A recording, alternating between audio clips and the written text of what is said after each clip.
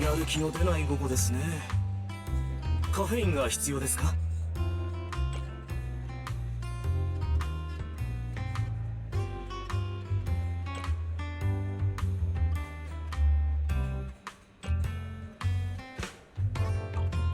またどうぞ。迷っ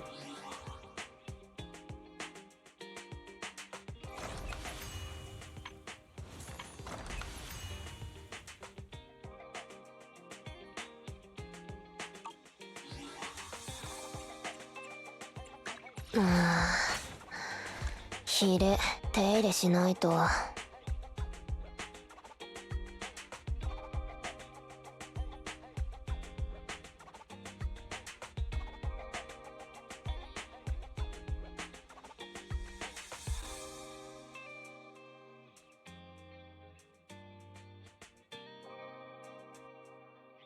まず勝利は勇者のもとに、つまり俺様だ。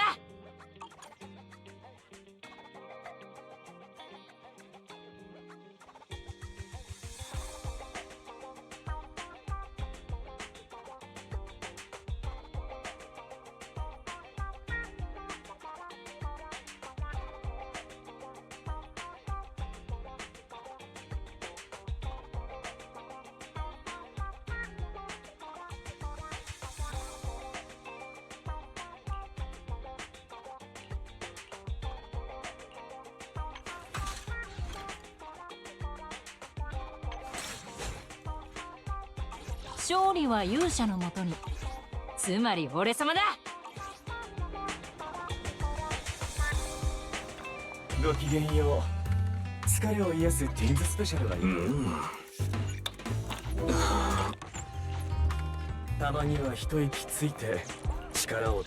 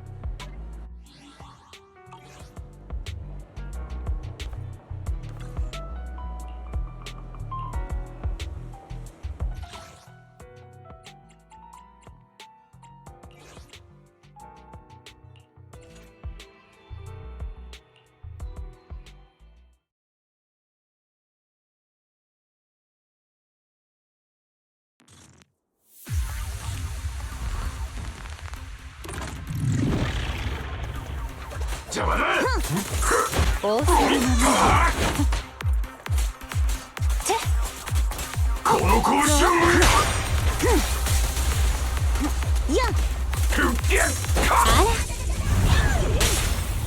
を激しめに行くわ。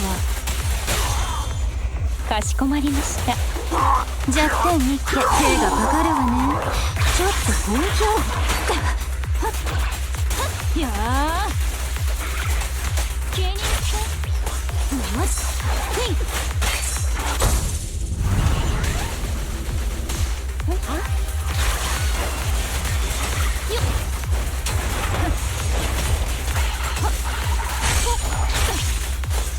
逃がさない。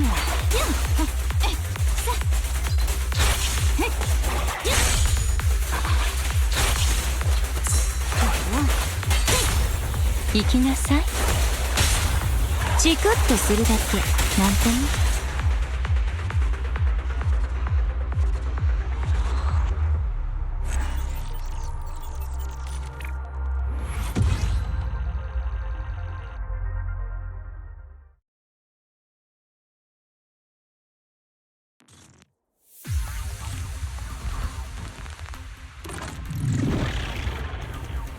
俺がやる。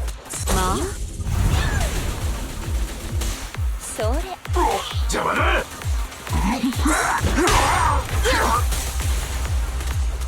せい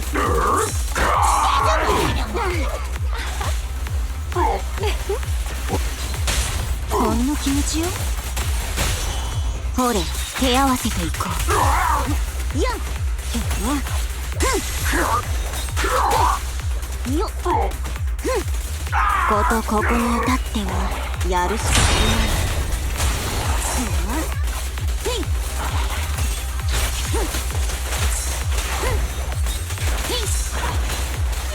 いってらっしゃい。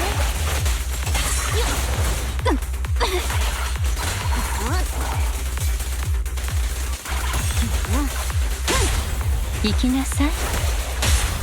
チクッとするだけなんてね。一線超えれば電撃一閃。まだ余力があるかな。見たくないわよ。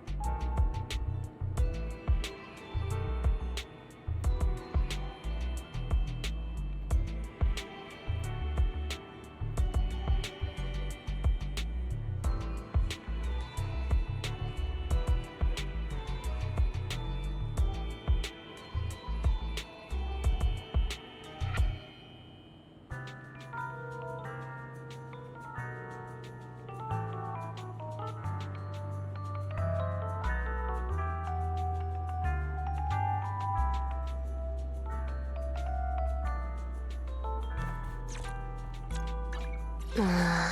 まずはどうな。殴り込みか。俺様も連れてけよ。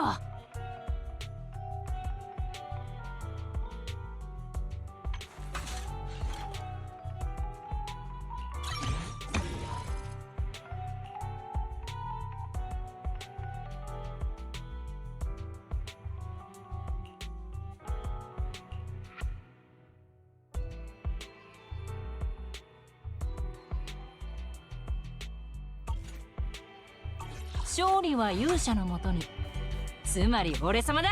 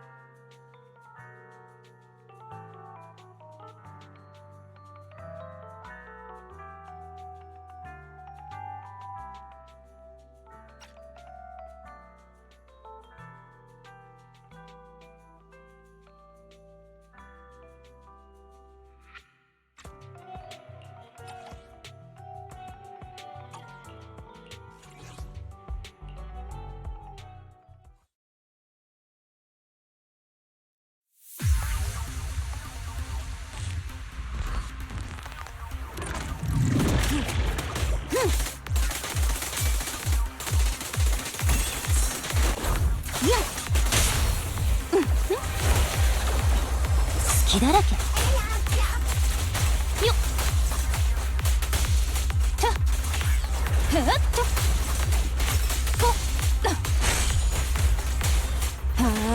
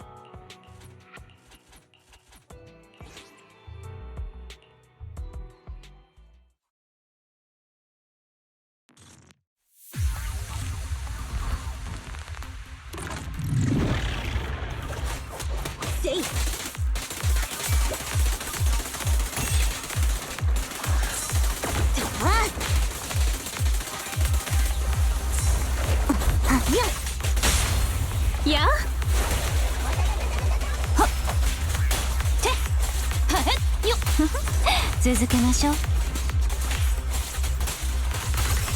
視覚からよ。金位出陣。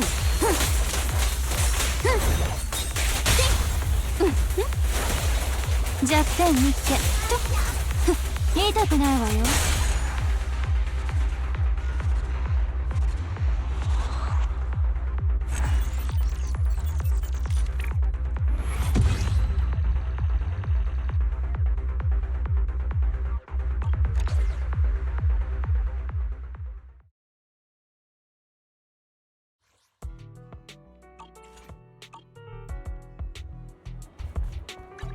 触りたい。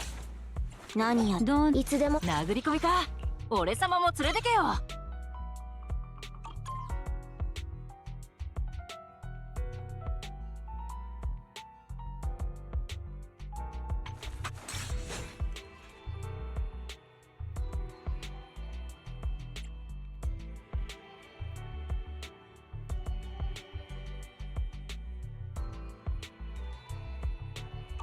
勝利は勇者のもとに。つまり俺。総格は殴り込みか。俺様も連れてけよ。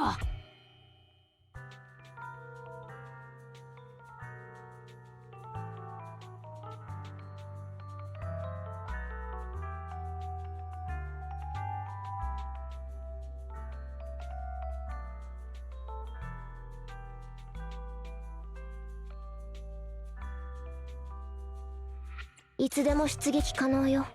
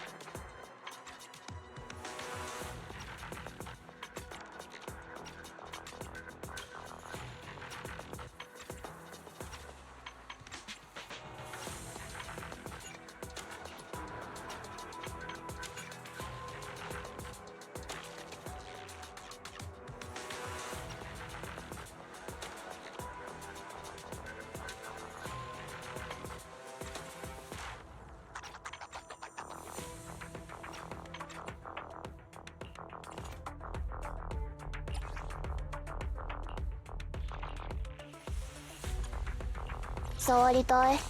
面倒。1匹2匹、どの値をご指名かし。そうか、ファイ出発。勝利は勇者のもとに。つまり俺様だ。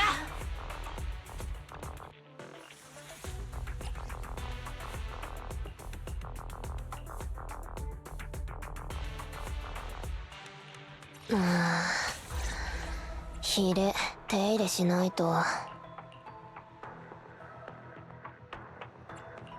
1匹。あんたがサンプルになってくれるの？どの出動？ 5 分は出る。メイド長リナ。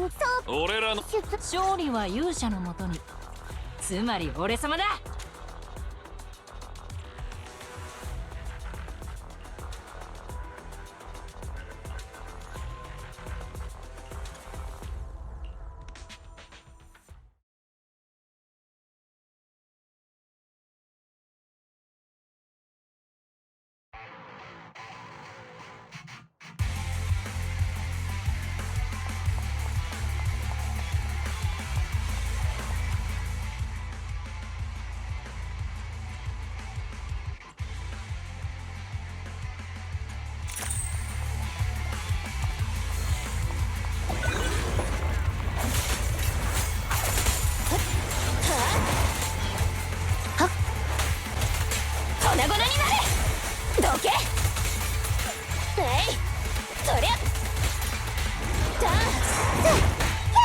目に焼き付けな。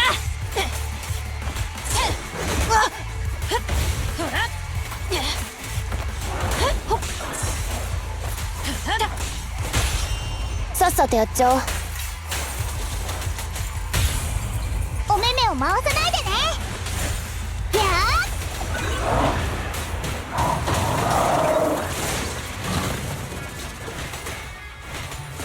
ご飯と時間動いてねえよ。つまんねえな。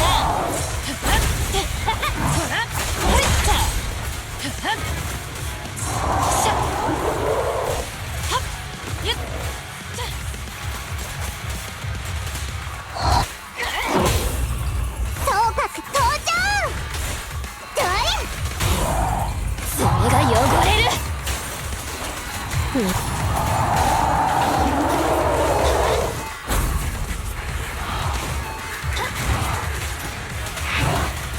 全部巻き上げる。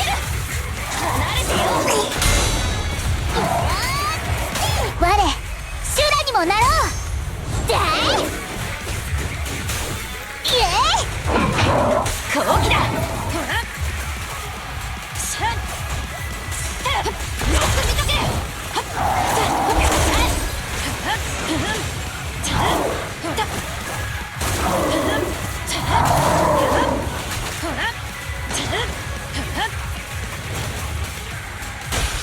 めんどいな。総格と遊んでくれるの？やあマジだ。うちの連中はやらせん。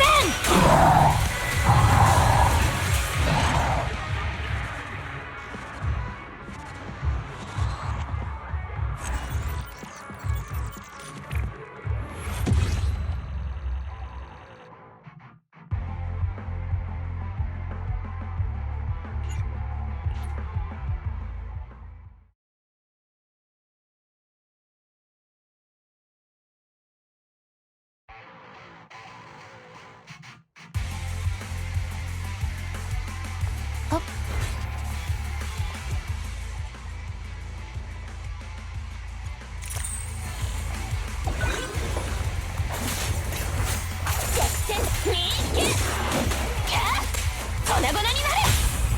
総格登場。どれやった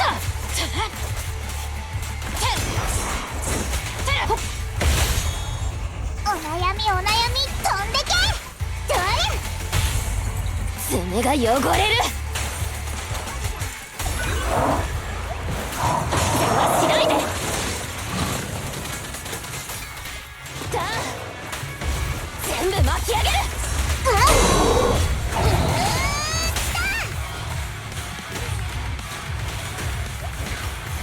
見てて。ガラクタどけ。めんどいのが。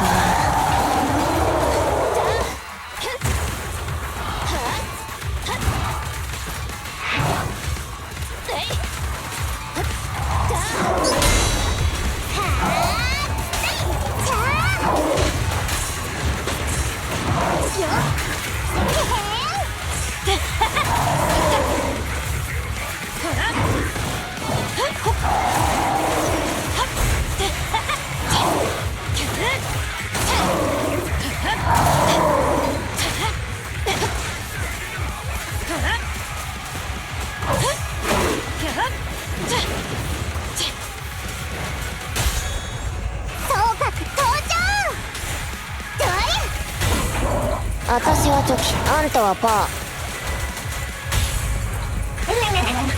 うちの連中はやらせん。はいはい、はあ、お帰りなさいませご主人様。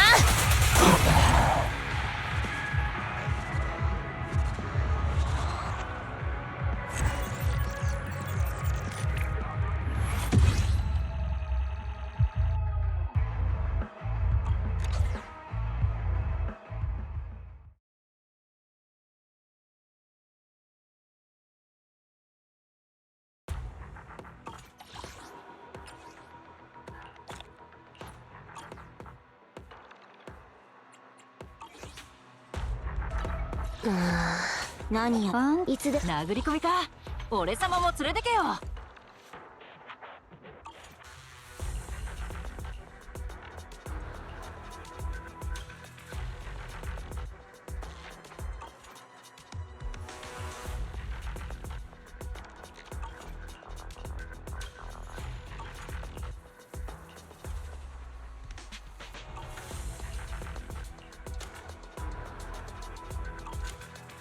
触りたい。ダメ。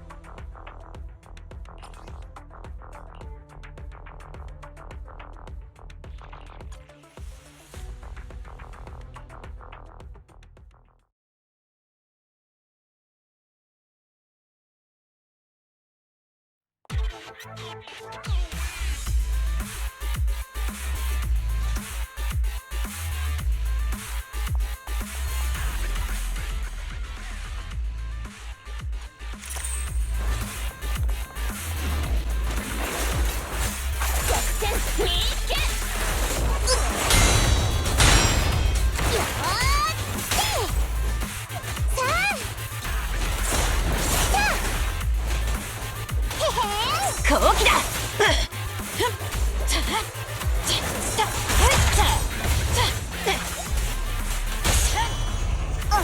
お悩み飛んでけ。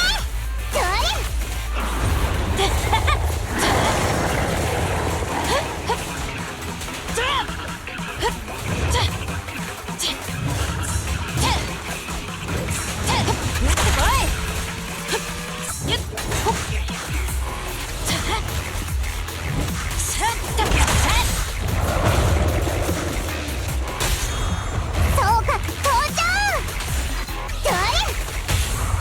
私はチョキ、あんたはパー。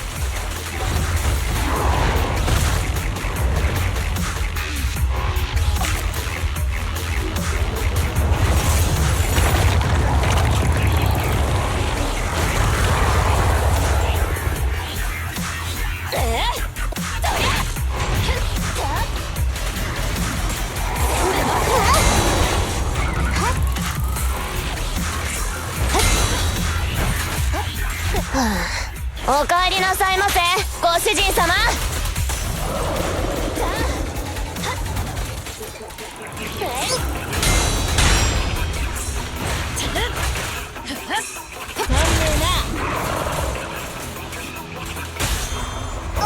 お悩み飛んでけ。どれが汚れる。うちの連中はやらせん。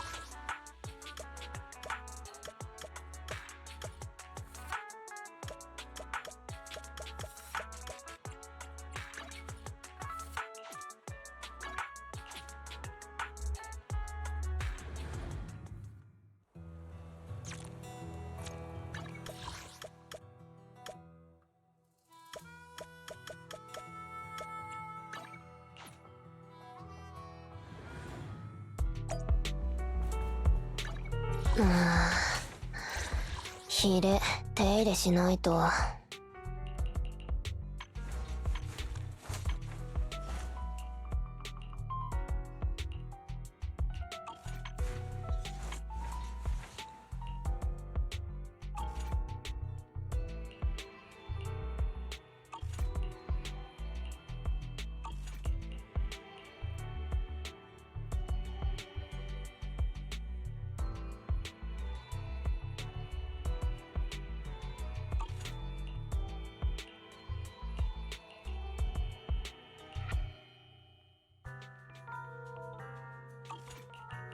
どの値をご指名かしら。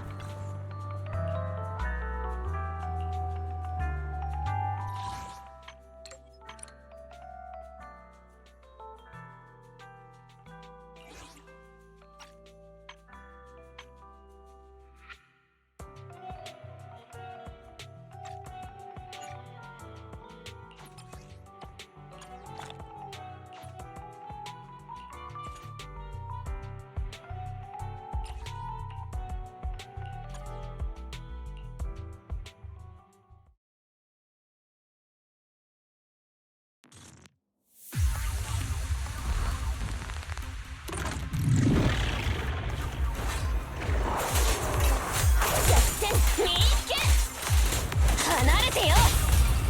お悩み飛んでけ。どれ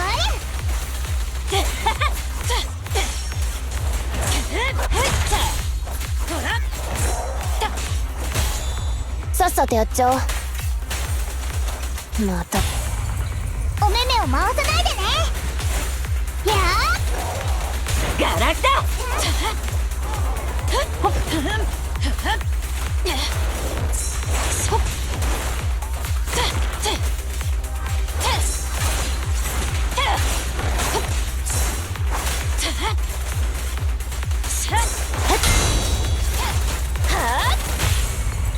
総格登場。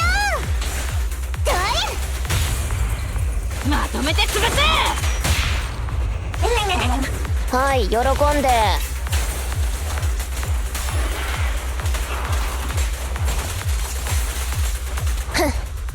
ショックトルネード。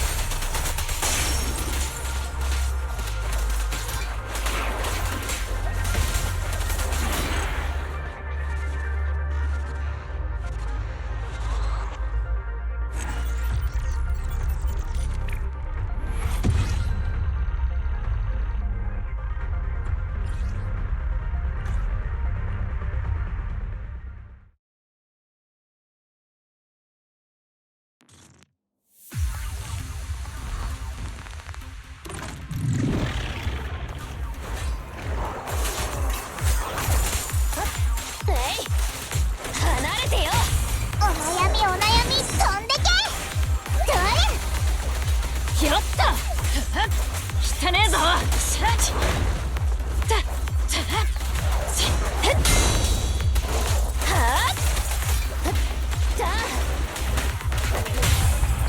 総格登場。どれ我あるところすなわちすなわち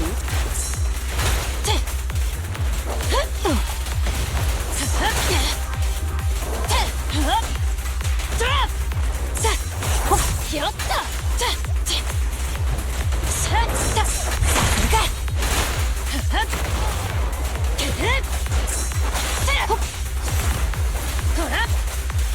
アップね。お悩み飛んでけ。どれまとめて潰せ。ポジだ。はい、喜んで。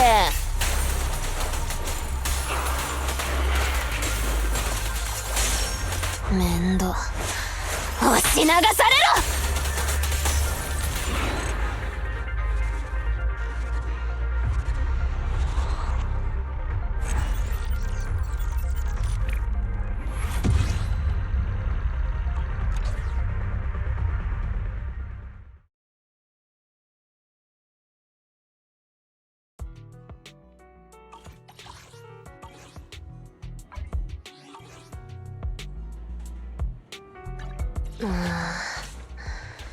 ヒレ手入れしないと。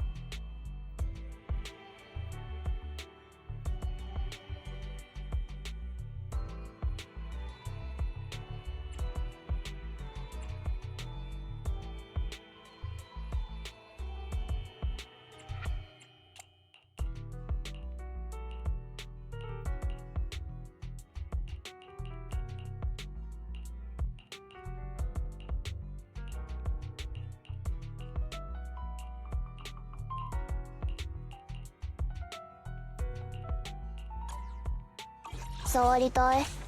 まず出動。どの値をご指名かしら。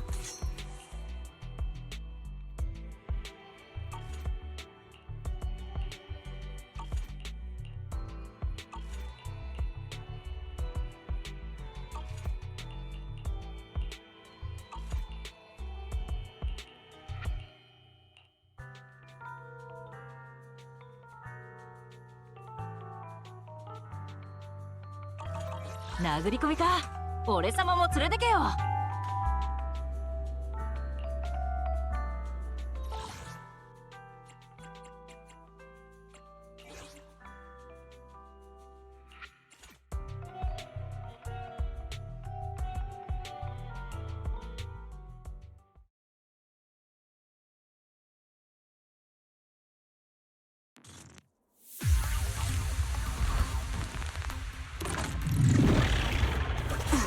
俺がやる。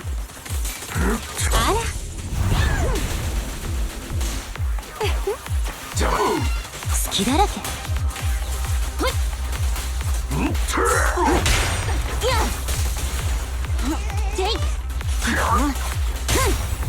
私が見えるの？こんな値はどう？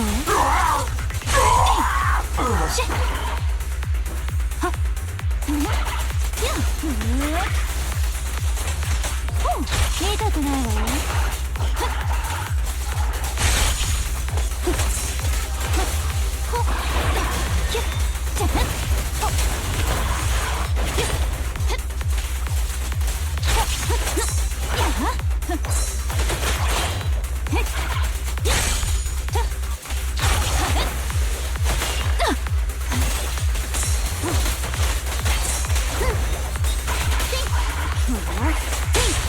行きなさい。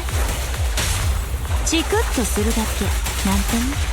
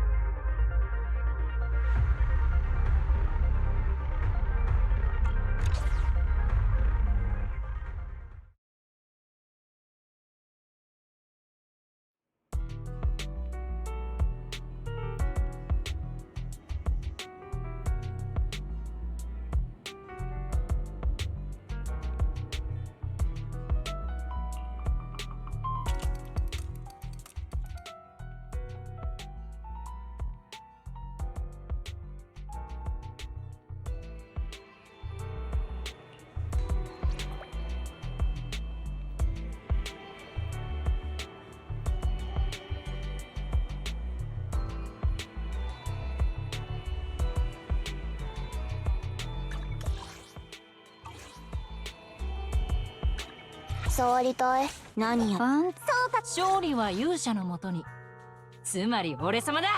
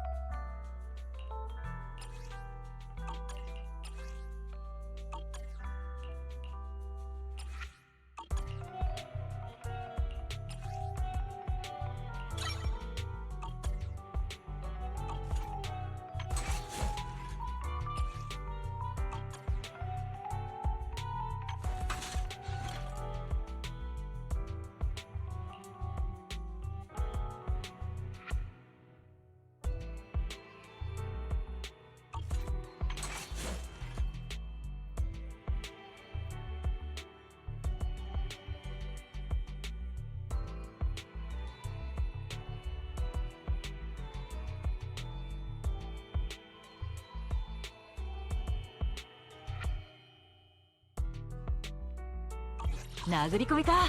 俺、あら、銃が2。じゃと。今度は私はあくまで技術屋だよ。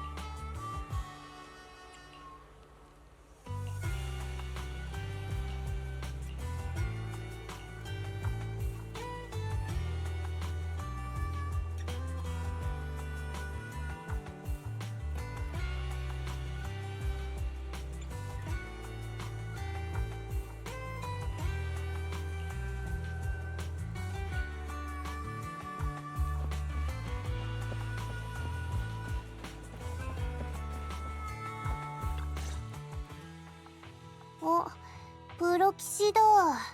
ルーシーになんか言おうか。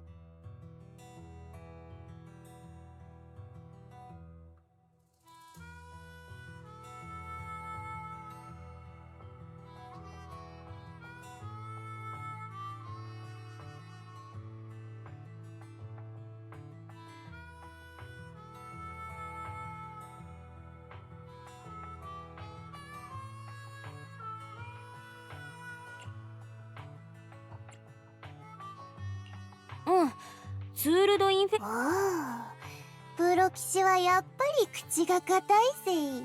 これなら安心だ。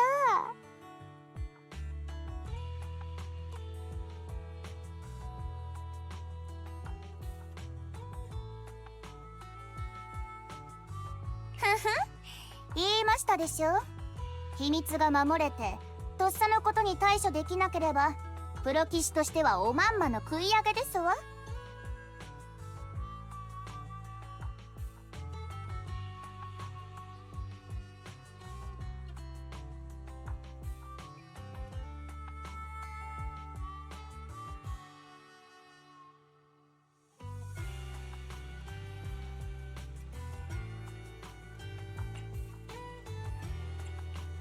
パイパーったらごめんごめん。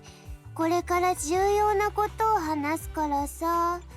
しかも思ったより厄介なことになってそうで。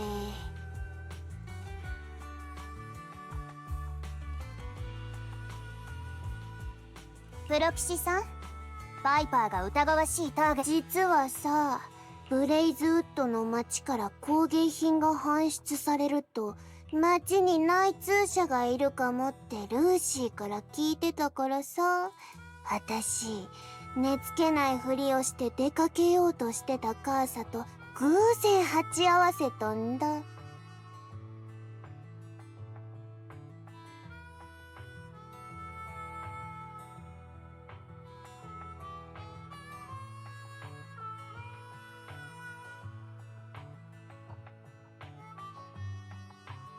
そしたらあいつ、自分も寝つけないから気晴らしだーとか言って、それから1時間経ってまた抜き足差し足で街を出て行ったんだぜ。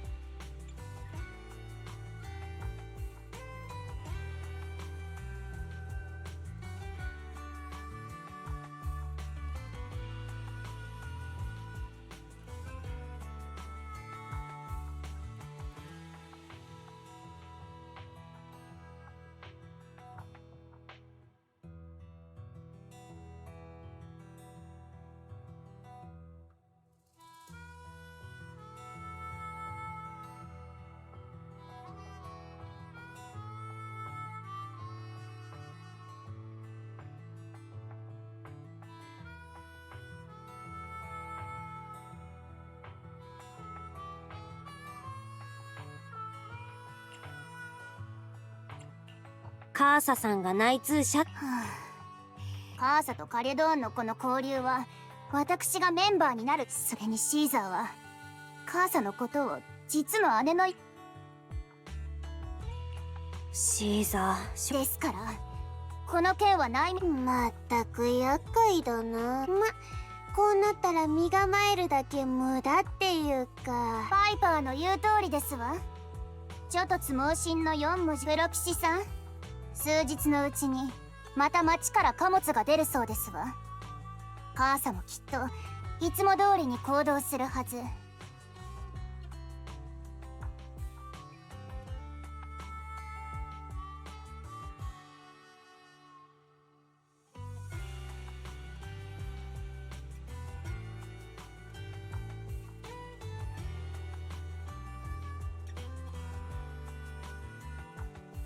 彼女をつけて何をこそこそ。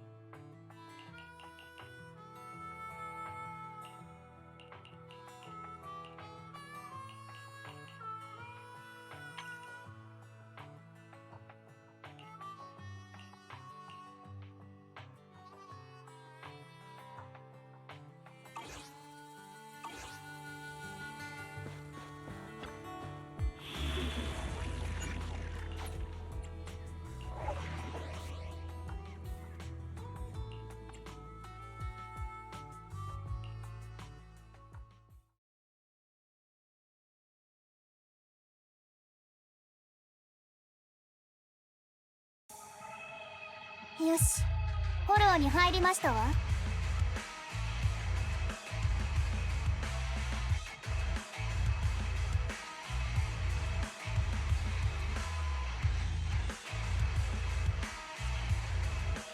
バーニスとシーザーの方は大丈夫そう？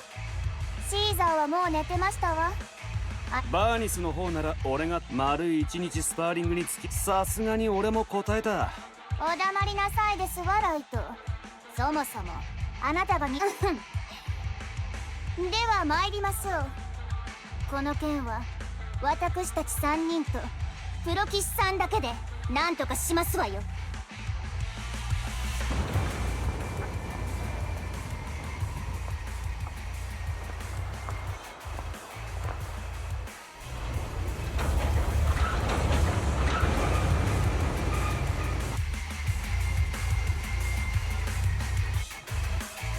カーサですわ、あそこに。急ぎ参りますわよ。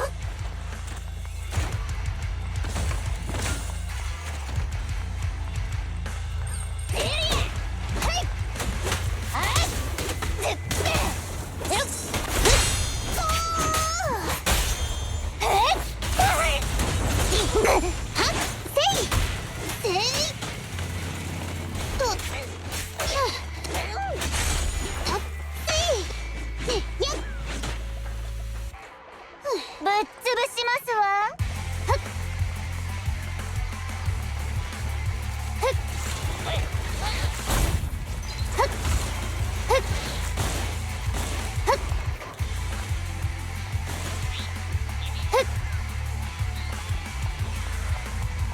いまいましいエーテリアスですわ。そんなにぶっ飛ばされたいんですの。ルーシー、焦るのはわかるけど落ち着けって。派手に動いて母さんに見つかるのはごめんだぜ。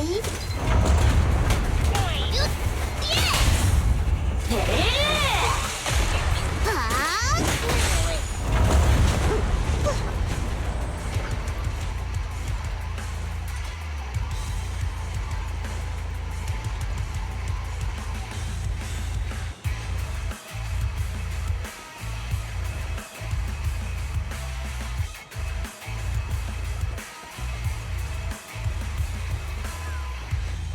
よっほったはっ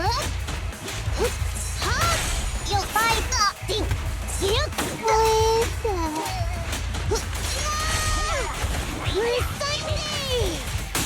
キドキ。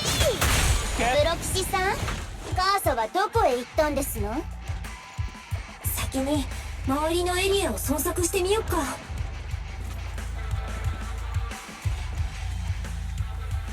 こっちじゃないようだな。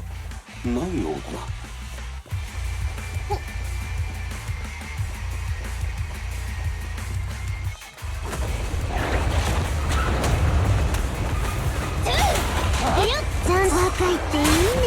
救世主お出ましですわ。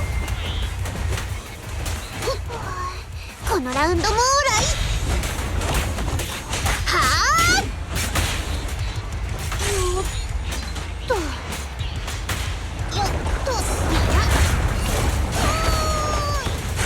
ここは倉庫みたいだな。よっ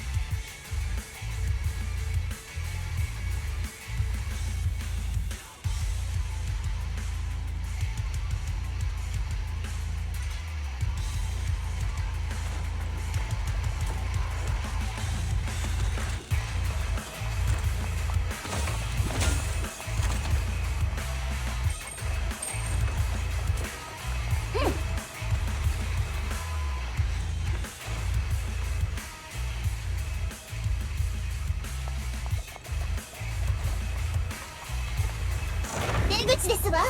参りましょう。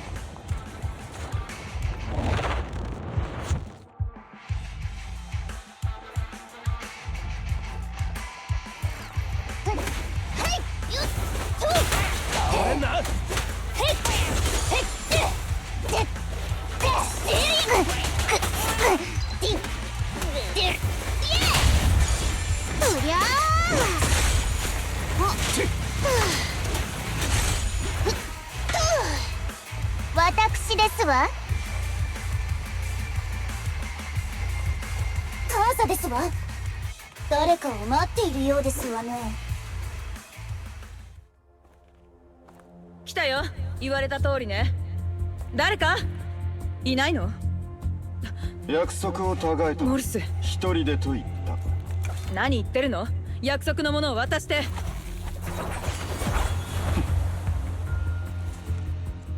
それには相応の代償がいるな。いっそ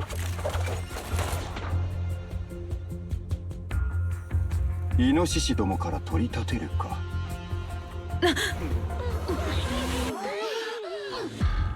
おい、今のはまぐれじゃないぞ。遠慮はいらないってわけですわね。モルス、カーサ、まとめて分からせますわ。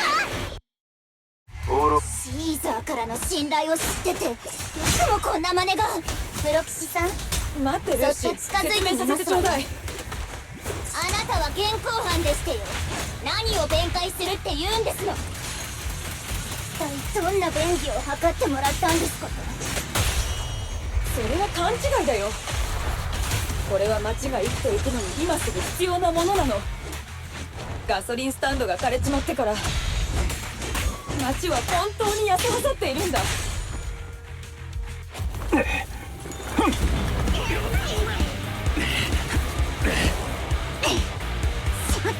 げる気ですわ。追いますわよ。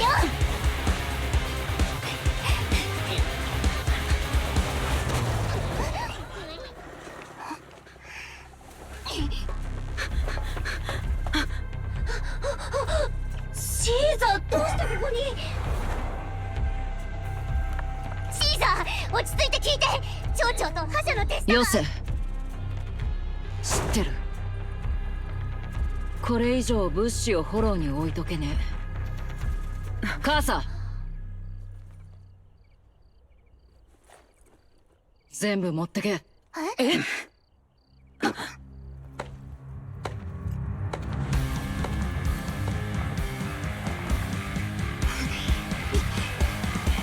覇者ポンペイ。久しいな。カリュドーンの子シーザー。 Oh, this guy's still ビ alive? ッグダディのそばにいた Like, あの小娘。 like they said the guy was 部下を連れて俺の部隊に足 they を said the か guy け was Overlord, but they also said they hadn't like seen him in like 6 months ever since like his second in command was named second command. So I assumed the second command guy had like taken over and had said like Pompey, you know, the Overlord was gone somewhere. So, you know, he's busy doing something. And so essentially, I thought he was a soft takeover where he was like, oh no, I've just taken over then. Okay, so this guy is still there and presumably still kind of an asshole. Or I guess he might be the reason why they're doing all this bullshit. I assumed it was just the second in command. I assumed the second in command was, you know, running rogue and maybe had taken over, but seems like not. Well, at least so far.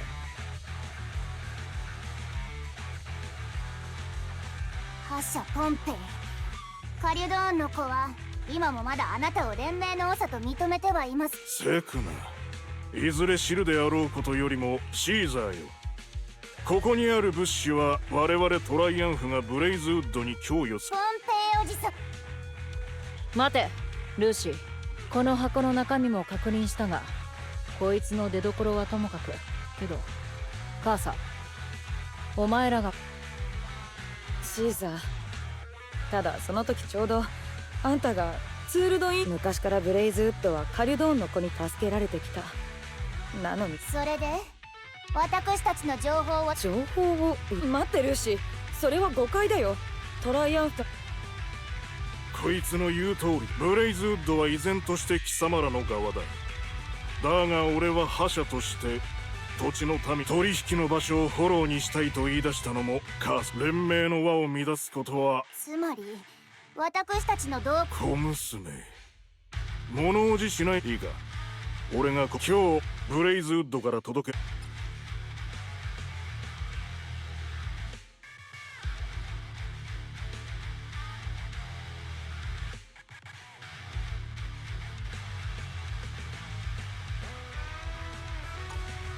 これはモルス、この瓶には重油が入っていたはずだ。俺たち給油それだけではない。このところブレイズウッドに届く物資が約束の量に満た。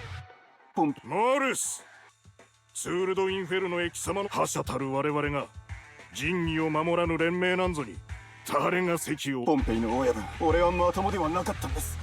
罰だと思い上がるな。カリュドーンの子並びにカーサよ。モルスは俺の部下。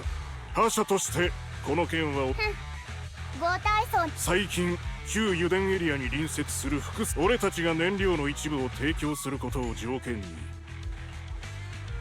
それはうちのそうだ。あとそれだけでなく複数のエリア。カリュドーンの子よ、これからの半年間、つまりせっかくこのところルートの抽選では貧乏くじを引き続き、新たなルートは利益も生むが、ただし条件もある。この3つのルートで貴様らにはどうだ。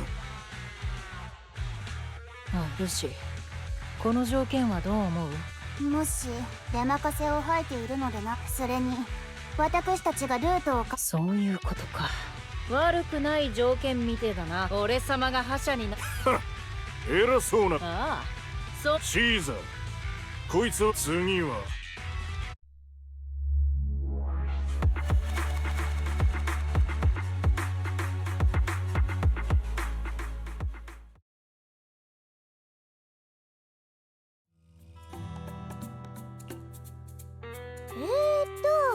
つまりマルス君は盗聴器をブレイズウッド。そうさ、私たちから完成した工芸品を受け取っ。でもじゃあ覇者はどうして。確かにそうだけど、カーサさんと話して誤解が解けた。そうだね。もし私たちが先に。やれやれ、覇者がわざわざ自分から。そうだろい。盗聴器対処をミスったら走り。地域全体の治安？そうさ、今まで私らが平和に暮らして、石油は郊外の他のエリアに。石油にもしものことがあったら走り屋はそりゃ別の。特にブレイズウッドの住民はほとんどが都市。あら、プロキシさん、用事があって探してたんで。用というのはシーザーのことですわ。普段の粗骨でエネルギー過多なところが鳴りを潜めて、なんだか一人。何か心配事？ライトが珍しく、あの日の出来事と関係があり、念のために申し上げておきますわ。あれがどんな機構に走ろうと私個人は知ったこっちゃないですけれど。プロ騎士さん、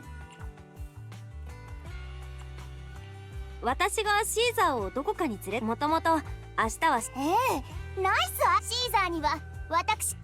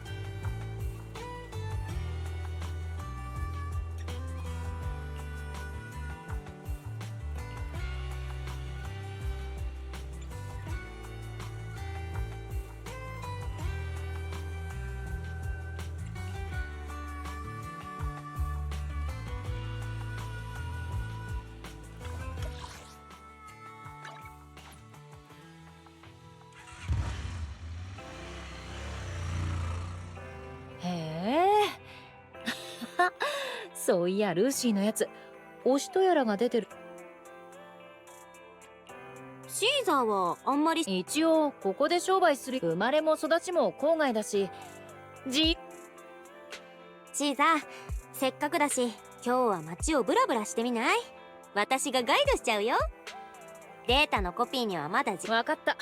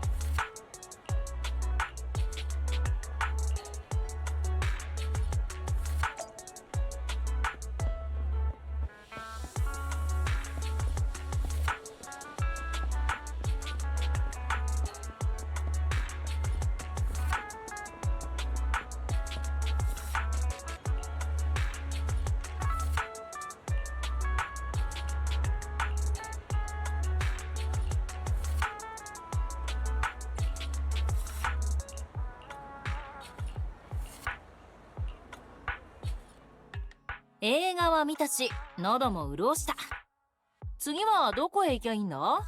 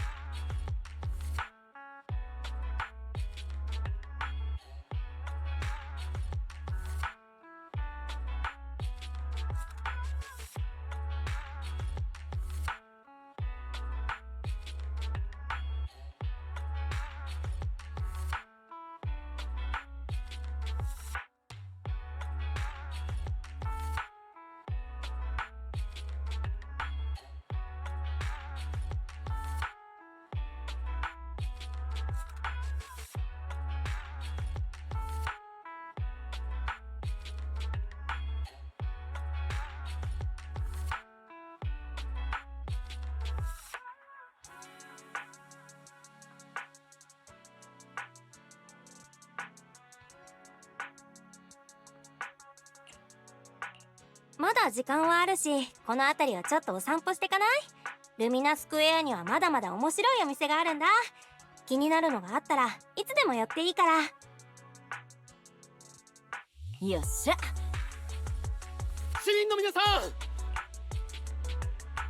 ん、あの野郎。リン、ちょっくらい。おう、リン、お前シーザー、大丈夫に決まってんだろ。にしても俺様がエーテリアスより人気。お前それはそうと、路地裏で追いかけっこしてたせいで。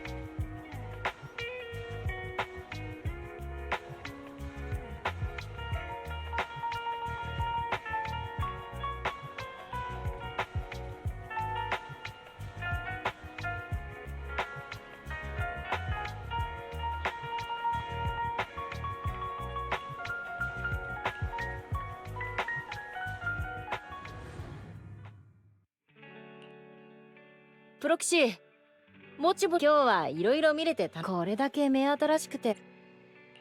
シーザーはそう思う。俺様が？おう、しばらく留守にするって張り紙は見てたが、チョップ大将があんた気にかけてくれてありがとう、エンザおじさん。私もボスをさプロキシー、今都会じゃ人と人の関係が、さっき町に住みたくねえのか、そシシーザ、それ。ああ、プロ騎士。俺様はガキの頃からけど、覇者ポンペイのおっさんはあいつがここ半年姿を見せルートの条件を、それに母さんもあいつらに比べたら俺。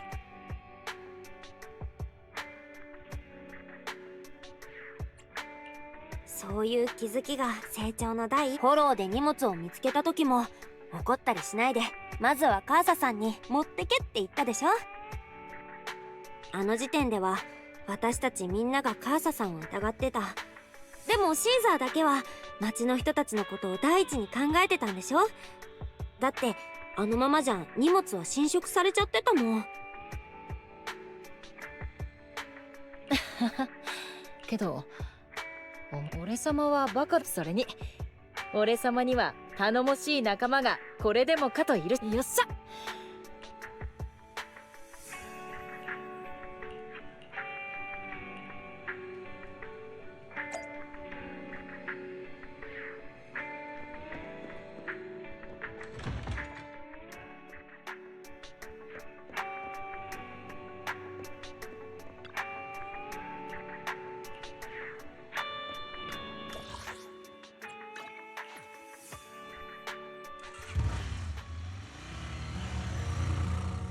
ポンペイの親分、これ親分に言われた通り新規開拓した輸送ルート。そこに置いておけ。親分、あの新規ルートを開くのには結構骨を。モルスの野郎が小賢しい真似をしなければ不要な手間ではあった。ところで奴はこの剣をあいつ自身の独断。ルシウス貴様。そりゃあ親分、モルスだってまああれでチームの利益を考えての行動だったわけで。Ah, okay. Yeah, because obviously that guy looks super shady, and that's why I thought he had like done something to the chief and was essentially pretending he was gone so that he could do some shady shit. And it seems like he is, and he was probably the one who actually set up Morris, and I guess the chief even suspects him. And maybe that's what's going to happen, is that this guy is going to, you know, overthrow the chief, overthrow the overlord, or like kill him, or incapacitate him in some way, like get him lost in a hollow or something, and then just take over. That's kind of what I think was going to happen. And I mean, obviously going to be a lot more shady shit, but we shall.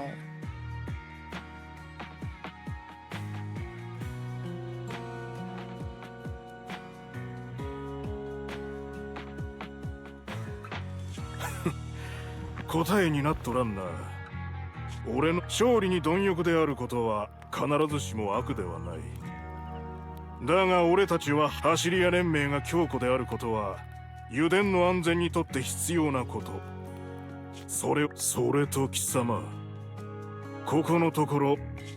親分、そんな言い方。左右プラント用に手配した防護服に問題があったんですって。どうに。そうだといいがな、ルシウス。貴様は頭が回り野心もあるが。はい、親分。この書類の束に。また近頃はツール。それもそうだ。あのシーズンですが、親なんだって最高に盛り上がガス欠になられちゃ困り。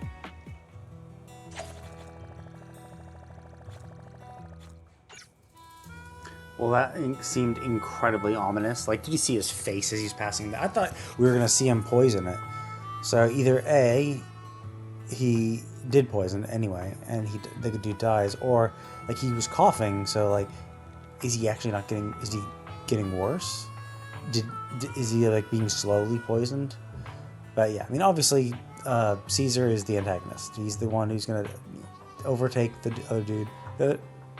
He's going to overtake the Overlord, he's going to take over, and he's going to try to cheat to win. And then, you know, become the Overlord himself. That seems to be the way the story is going.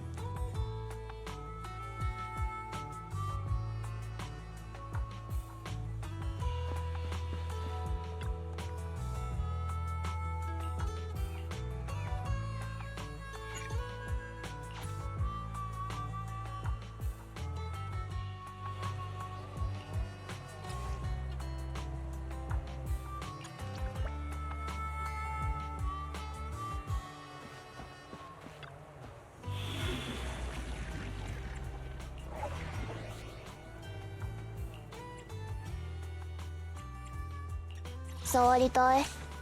ダメ。何どの値をご指名かしら。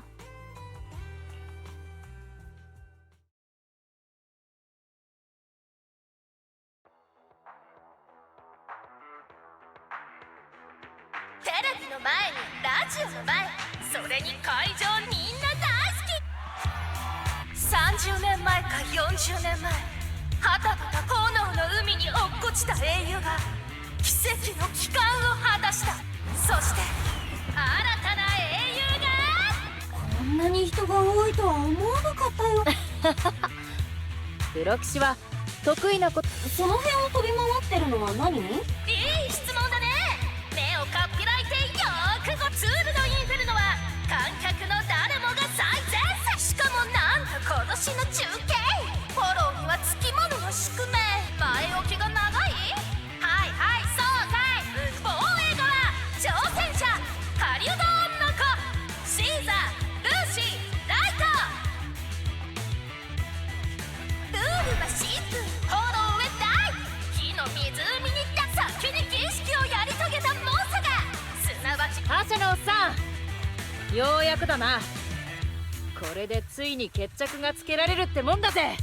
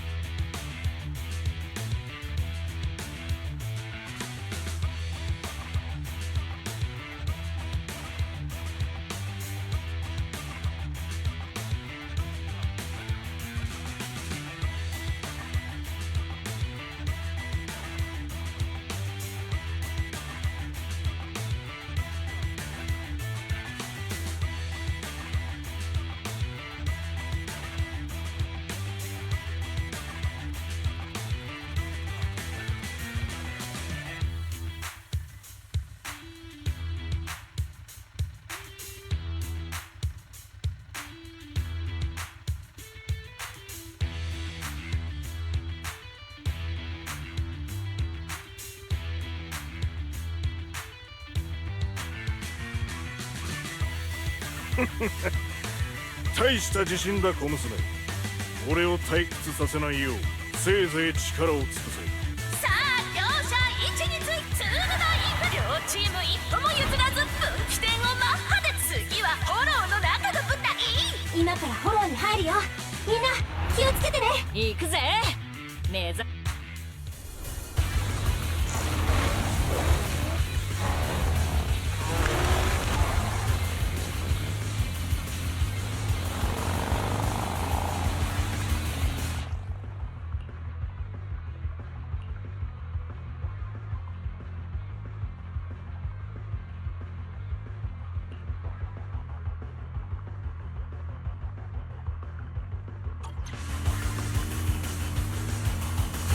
よしフォローに入ったぜ。みんな道沿いにフォローの奥まで進もう。私がリアルタイムで状況をモニターしとくよ。前方路面に障害物を検出。ちょろいぜ。警告前方路面上空に危険な建築物。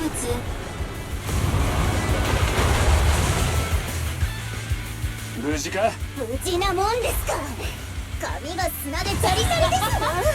誰がノロノロ運転しろっつったよ。エーテル結晶が増えてきたな。エーテル濃度も上がってる。みんな気をつけて。あ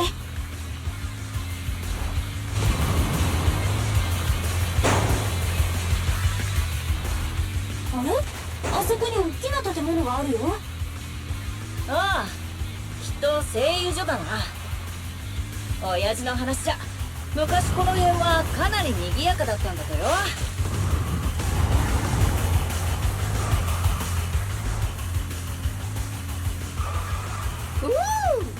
危ねちゃんとえ危ね位置を見てなさいですわ。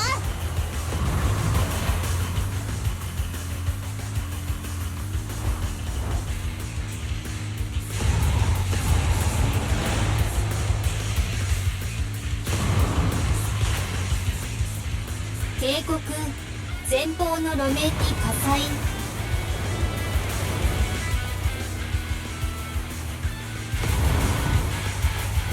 警告前方路面上空に危険な建築物。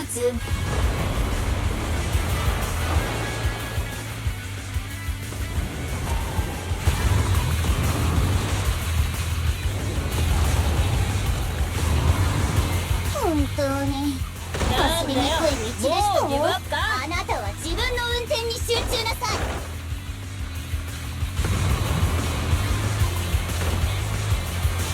気をつけて。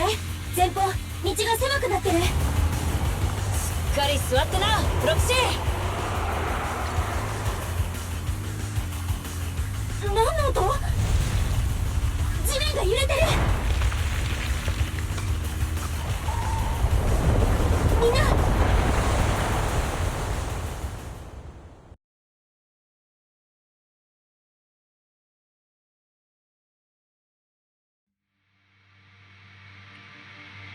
プロキシおいプロキシ起きろ大丈夫か。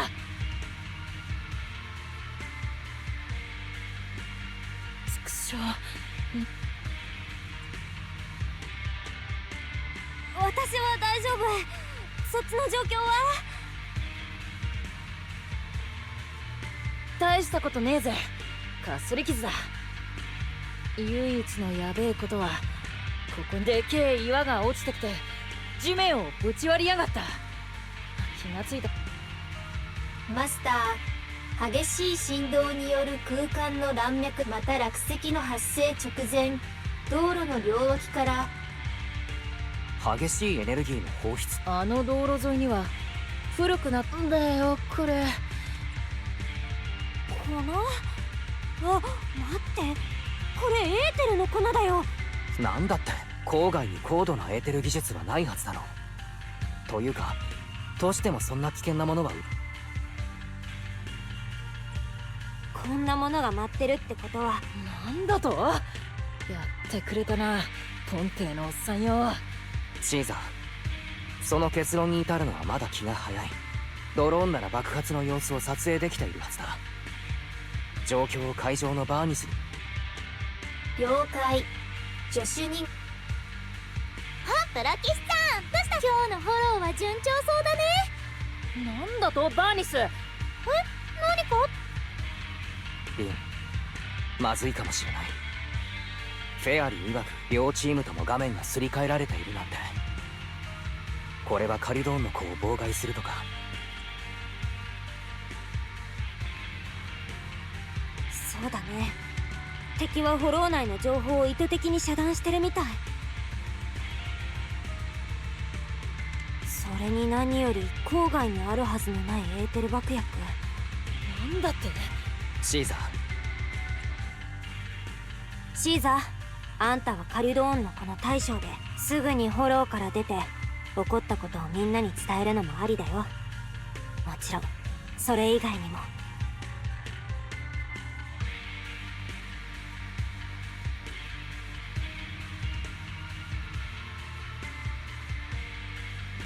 言うまでもねえぜプロクシー。あそこに危険が迫ってるかもしんねえってのに放っておけるかよ。あの場所が安全だって分かりゃあとはどうとでもなるんだ。分かった。パエトーンはあんたの決断を尊重するよ。ね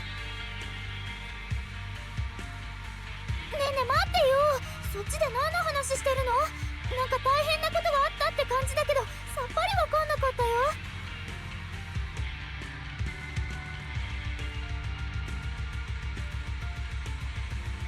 大丈夫だバーニス。焦らなくて。リン、シーザー。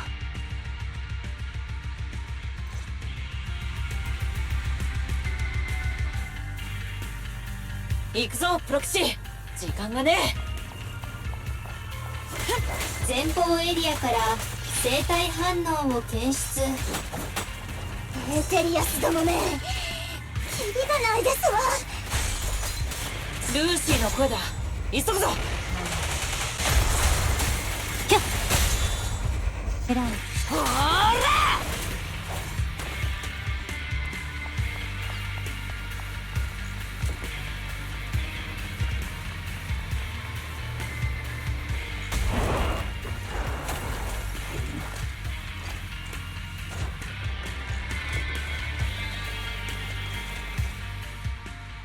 来たぜ。シーザー、まったく。二人とも無事か？大将、俺らは無事だ。なあ、火の湖に悪さしよう。お待ちなさい。ヒント3台。そいつはいいニュースだ。早く連れてってくれ。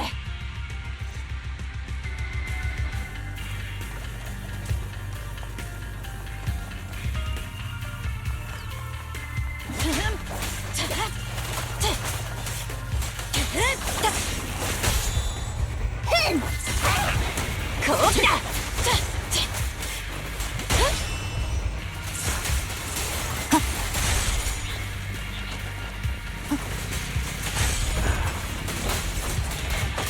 あんたは狩られる側。近くに裂け目が。こっちだよ。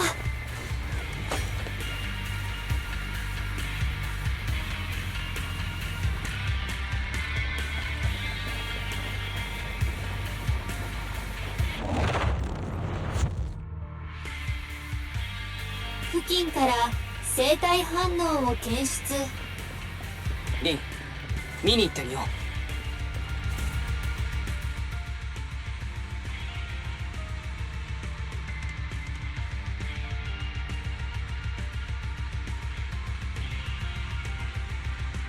ありゃモルスだけど妙だな。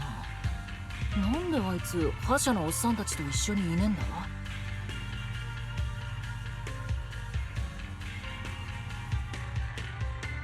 大将、やっこさん、双眼鏡にかじりついてモルス、カリドーンの子はいたか？おい、言いつけ通り奴らが走るルート。何？妙だな。あの若造どもはこの程度じゃ。おい、そのおいおいモルス、エーテリアスを真っ二つにした親分。ルーシウス、ご機嫌取りも大概にしろ。貴様は俺について長いが、貴様は走り屋でありトライアンフのな。ああ、ごもっともです親分。私はもうよい。貴様はモルス、引き続きま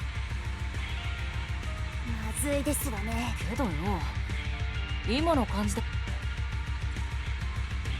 それにしてもモルスのさっきの爆発ですっごい崩落が起きたでしょ。いいとこつくし、いくら俺らを偵察すんのが本分だっつっても、あんなどでけえば。ちょっとシーザ。観念しなモルト。できない相談だ。ああ、ごめんね。あいつ逃げる気ですわ。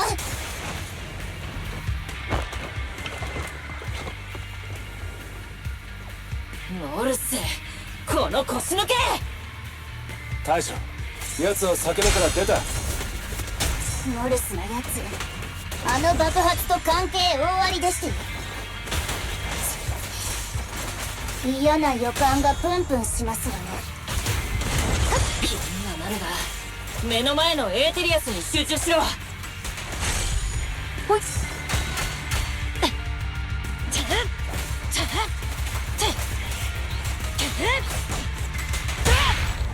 トライクゾーン。ガヤがいてこその勝利さ。カリュドーンの米、決着をつけるといき。せっかく親分が目をかけてやっていたのに。だが少なくとも数年は火の実。どういうことだ。エーテル10号触媒、有利都市の企業が。ルシウス、まさか貴様。そうですよ。エーテル10号都市の企業がエーテルの生産量を増やすために開発した技術。ルシウス、まさか。そうですよ、ポンペイの親分。ああ、そうそう、この触媒を使うと付近のエーテル濃度、特にエーテル適応体質以上深刻な結果をもたらすでしょ。ルシウス、断じて許すか。おいおい、怪物め、ここまで侵食が進んでいてまだ貴様なんぞに期待していたとは。都市のエーテル企業と結託。やだな親分。みんながみんな弱者、脳なしもエーテルの力さえあれば僕はリーダーのいない郊外にあら。ボス、カリドーンの子の痕跡です。何あれ、ひとまず撤退するしかないか。すみませんね、どうやらいや待てよ親分、これで。警告、目的地。なんだと。シンダーグローレイクの近くにカメラの類い。ルシープロクシー、俺らのバイクは。裂け目で飛ばされちゃったみたい。そんなに遠くないよ。ついてきて。フェアリー、火の湖は今どんな感じ？今もなおエーテル濃度が上昇中です。また火の湖の熱源も縮小中。やっぱり何か起きてやがる感じだな。みんなのバイクはこの先にあるよ。キュッキャッ。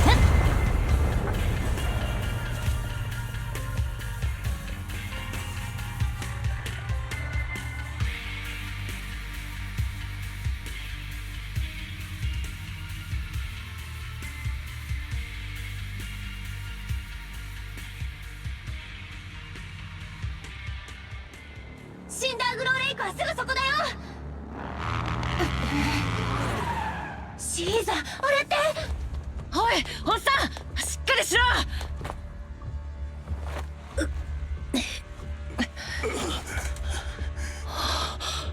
ひどい侵食反応。シーザー、火の湖がエーテル結晶まみれ。りですわ。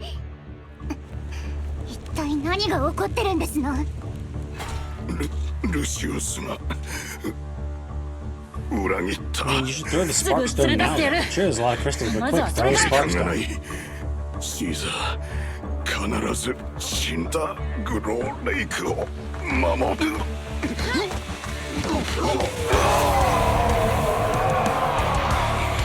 ホッサー。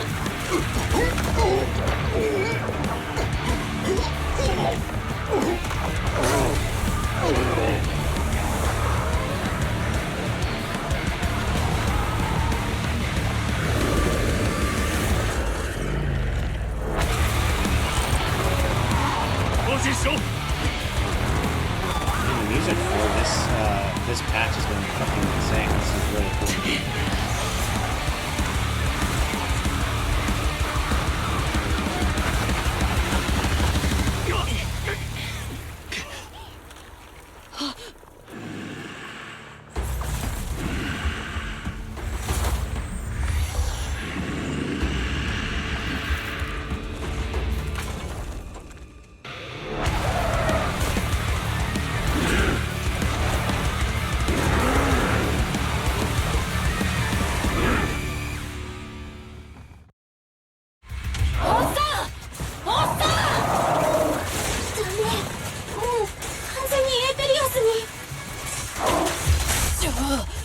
全部ルシウスの仕業かよ。エーテル企業が結託して火の湖を消そうとし。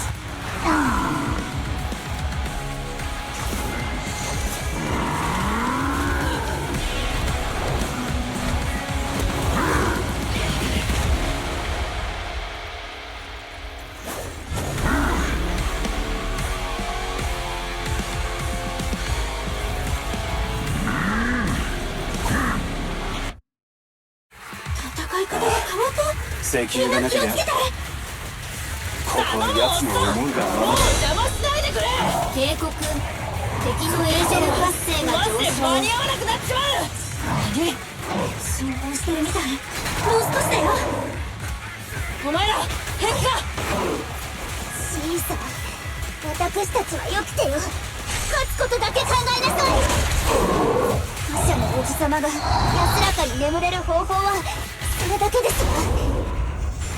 分かった。俺様に任せろ。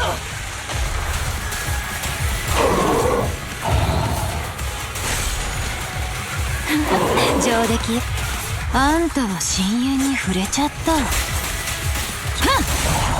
photo finish. 踏ん張れ。もうちょいだ。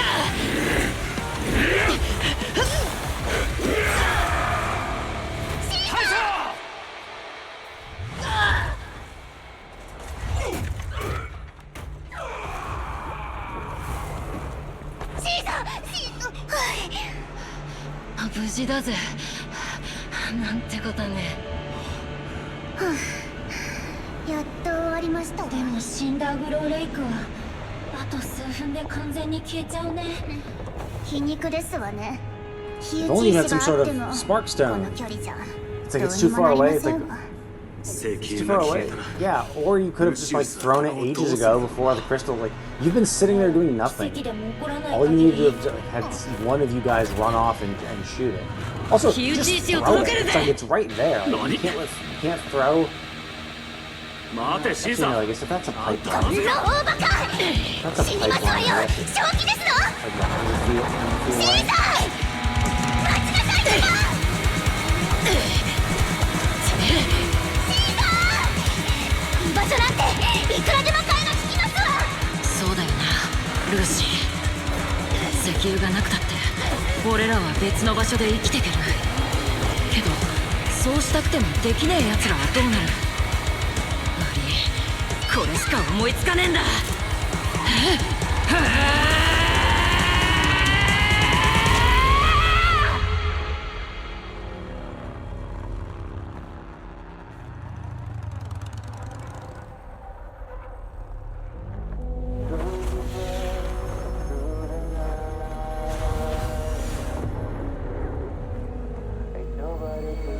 そんな顔すんなよ。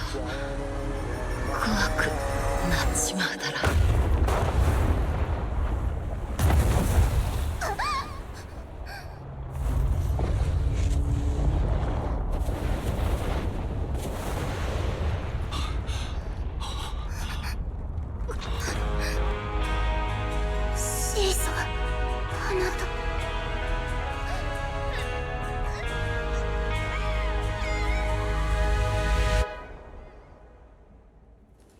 That'll be hard to recover from.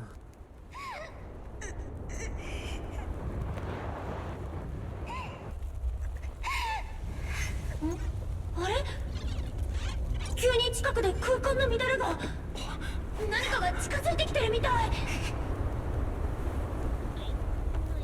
まだ終わってないだと。どっからだ。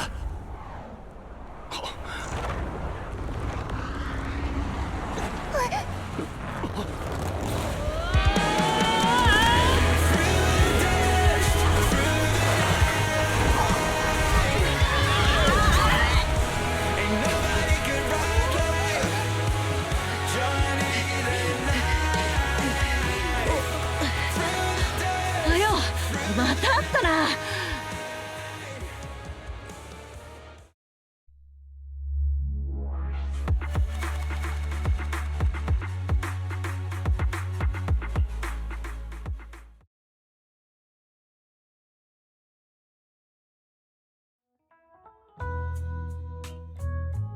リン、荷造りは終わったよ。プロキシ、はあ、よかった。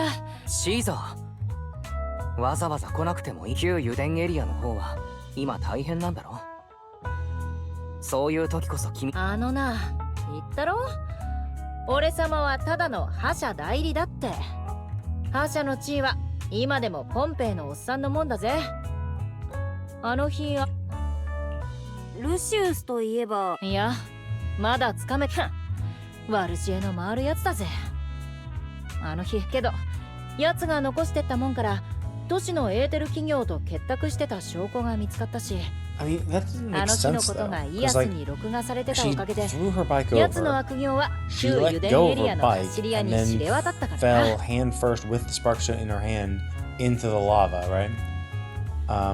So even if there was a fissure there and she was able to get into the fissure, but the sparkstone didn't. How did she get her bike, right? Like her bike kept going forward, and then she dropped straight down. But yeah, I mean, obviously it makes for a better cutscene.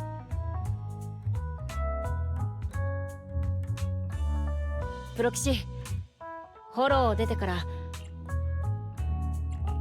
褒めすぎだって。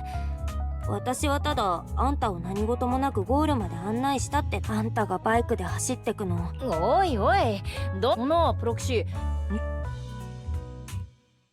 専門家の友達が言ってたんだけど、ああいう裂け目な、それに天然ガスとエーテル粒子が微妙に拮抗してたせいで。果敢に入りて英雄は戻る。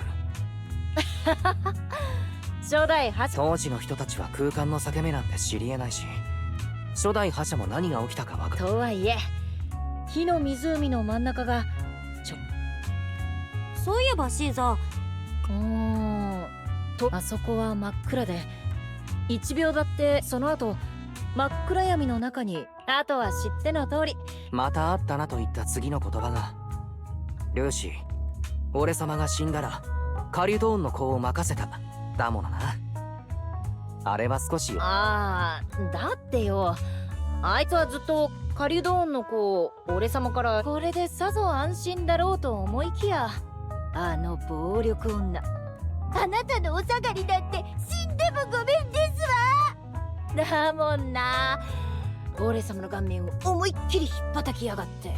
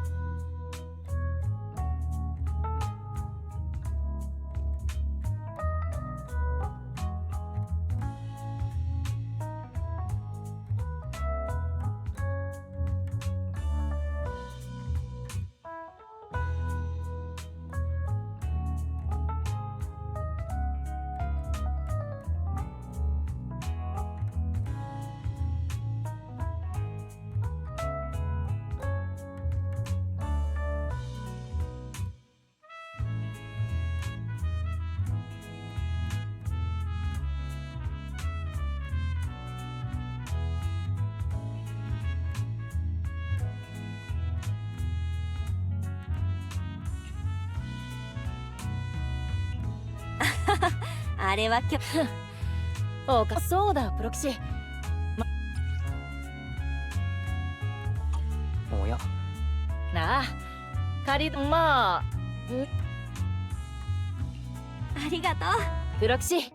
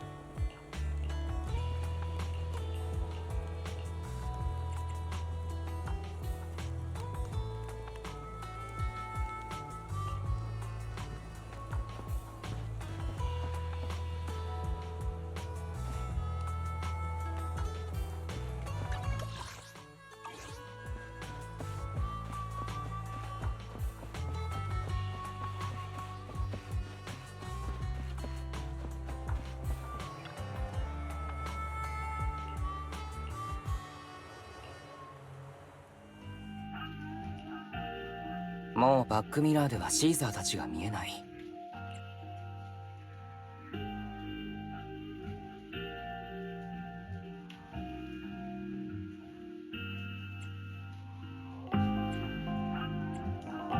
火の湖は無事で。火の湖がどうしたのお兄ちゃん。シーザーが無事でよかった。落ちていくシーザーをただまるで。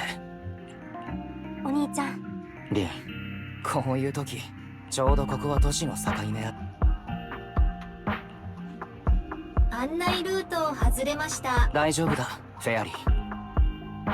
着いた。ほらイエス。いなな。ここに帰ってくるのはフェアリー。検索完了。第一交代とは新エリートの前身となるエリートで当時の指導者たちは05フォローの暴走を制御する爆発による衝撃。そう。第一交代には第一交代が本来ならこの先はホワイトスター学会のね。その向かいには食べきれないなんてことなかったで。忘れるもんか。そこにヘイリオス研究所。それは今もあそこにまた来たよ先生。マスター助手お望みでしたらカローレ。遭難者データベースに該当する人物なし05フォローを暴走させ急と陥落を引き起こした元凶ヘイリオ推測。ご提供いただいた名称に間違いがあるか同姓同名。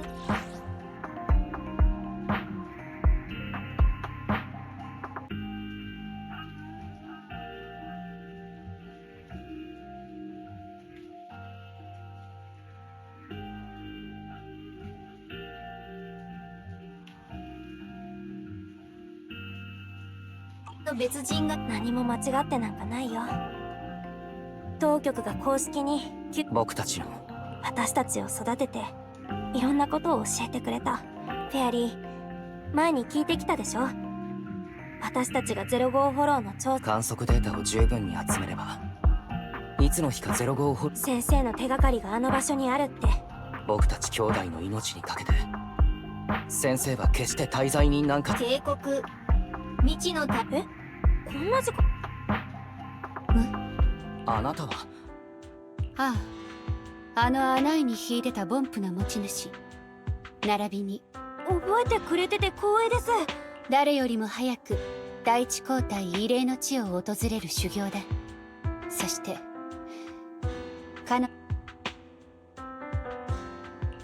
みやびさんも。ああそれは礼を言おう。というと安らぎなど不要だからだ。私は逃す。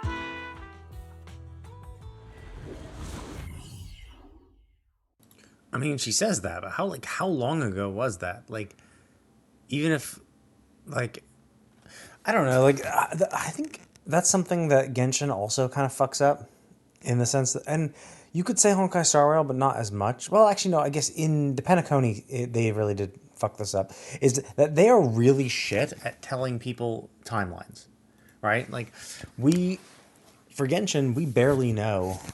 We only know a few, like, big events. Like, we know that 7,000 years ago was the Archon War. We know 500 years ago was the fall of Conria. It was also when Nahida was born. And, like, but, like, the Deshretet Sand people, like, we don't really know, like, when did they get their forbidden knowledge? Was it, like, at the same time? Did they get it hundreds of years earlier, like a few hundred years earlier, and they just spent their time researching this shit? We don't really have a good timeline. But to be fair, the game's not completely finished yet, so it's like, okay, whatever, right? Like, sure, maybe we're going to learn bits and pieces as we go.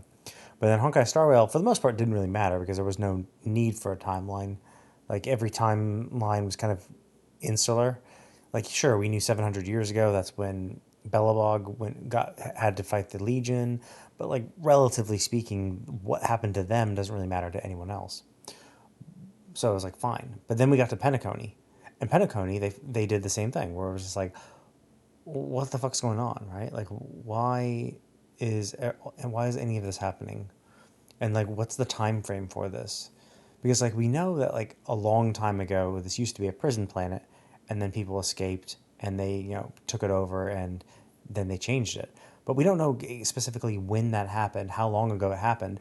And then throughout the events of the Penacony story, they make it seem like it's normal for the people who made the whole city would be alive. It's like, oh yeah, of course they're still alive. It's like, it was only 1,000 years ago. Why wouldn't they be alive? Where they don't talk about like the lifespan of people. So we just don't know that shit. And so it's just like, there's a lot of things where it's just like, yeah, they're making it seem normal that people who should have been alive, literally hundreds of years ago are still alive. And it's like, well, that's not normal at all. Like, why are people saying that? So there's a lot of instances like that where they used relative terms in terms of time, like use relative temporal statements to make it seem like things were happening. Things happened more recently than they said they were. They said that this had to have happened like ages ago, right? Like they say things like, "Oh, well, this happened around when Penacony first started, or when Penacony first stopped being a prison planet."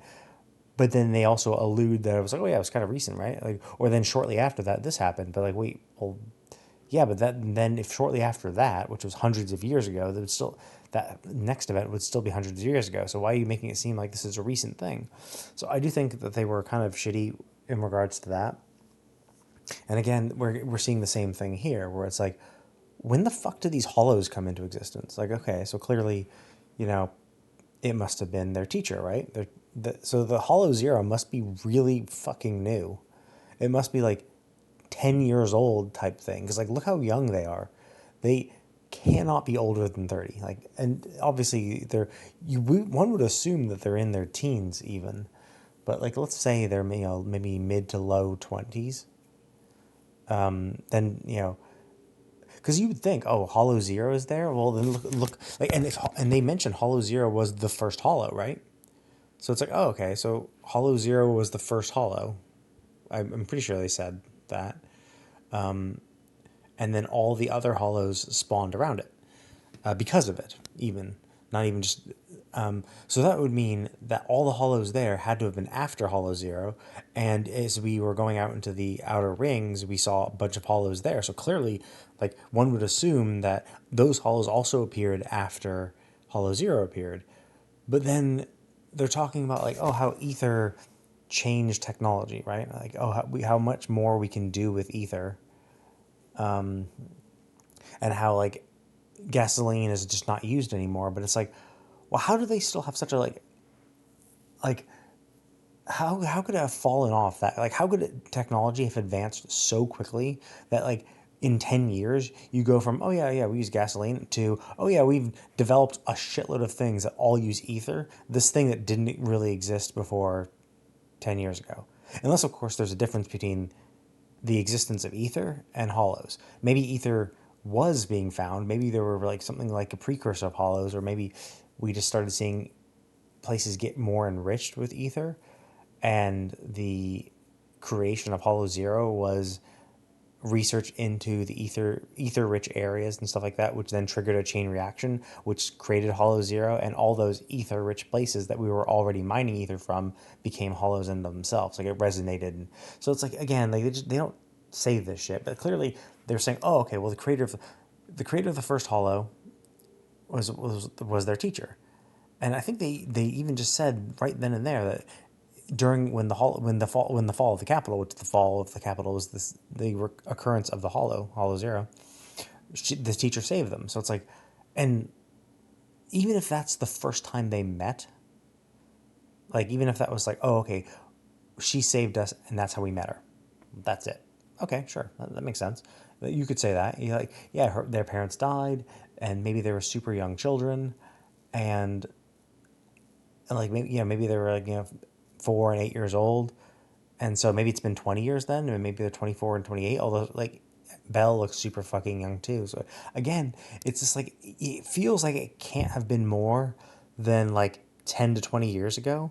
But then it's like, how the fuck is technology advanced to the point where everyone's using ether? The gasoline has fallen by the wayside. Pretty much no one uses it except unless you're in the outer rings. And like, everyone knows exactly how to deal with hollows and all this shit. And Now, to be fair, the HDD is something that they specifically use, but that was the other weird thing too, is that the HDD was, they said, created by their teacher. So, but if a HDD is required to be a proxy, then how the fuck are there proxies, right? Like, if HDDs are required to be a proxy, then how is anyone else a proxy? How is proxy a job that people can be when we're the only ones who have this technology, right? Like, no, I mean, obviously the teacher could have made more. Like, we have the prototype, and then she made other ones as well, and that's what started the whole proxy career. Maybe that's it. But again, it's just like, it's this. I just dislike how they just don't explain the timelines, and it's just been a consistent thing with their stories where they just don't ever like do this shit. And like, maybe at some point they'll bring it up and they'll actually like go through it and do it. I really much doubt it. Like, I don't know if it's something that they're doing intentionally, where they're just like, well, we want to keep it vague so we have more wiggle room when it comes to what we do with our story. Ooh, shit. A hunt. So maybe that's it. But I do dislike that, like, it's not even just that. It's not even just, let's see, the hunt's over there. It's not even just this game. It's other games too, like Genshin and Honkai Star Rail. And with Genshin, at least, I have some hope. I have some hope with Genshin because Genshin is still telling its story. So Genshin's still telling its story. We are going to learn more about like the past and stuff. Like, there is definitely going to be a Conria chapter of Genshin, so presumably during that we'll learn more about what happened in the past. So I have some hope for that. However, what I don't have hope for is Honkai Star Rail, because like, we've already moved away from Penacony. Now technically we are getting Sunday, I believe, as a playable character, so it's very well possible that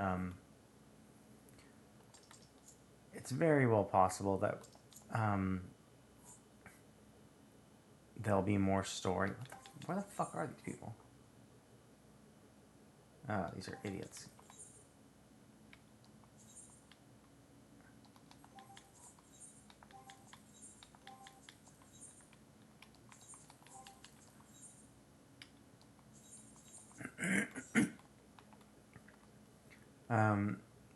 So it's very well possible with the introduction of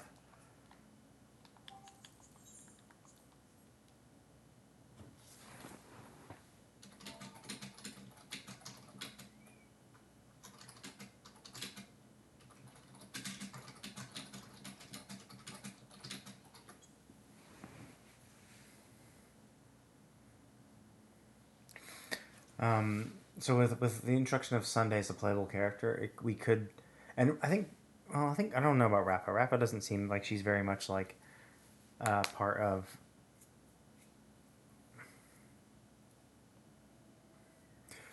She doesn't seem like. I think they even said she's a Galactic Ranger. So, but.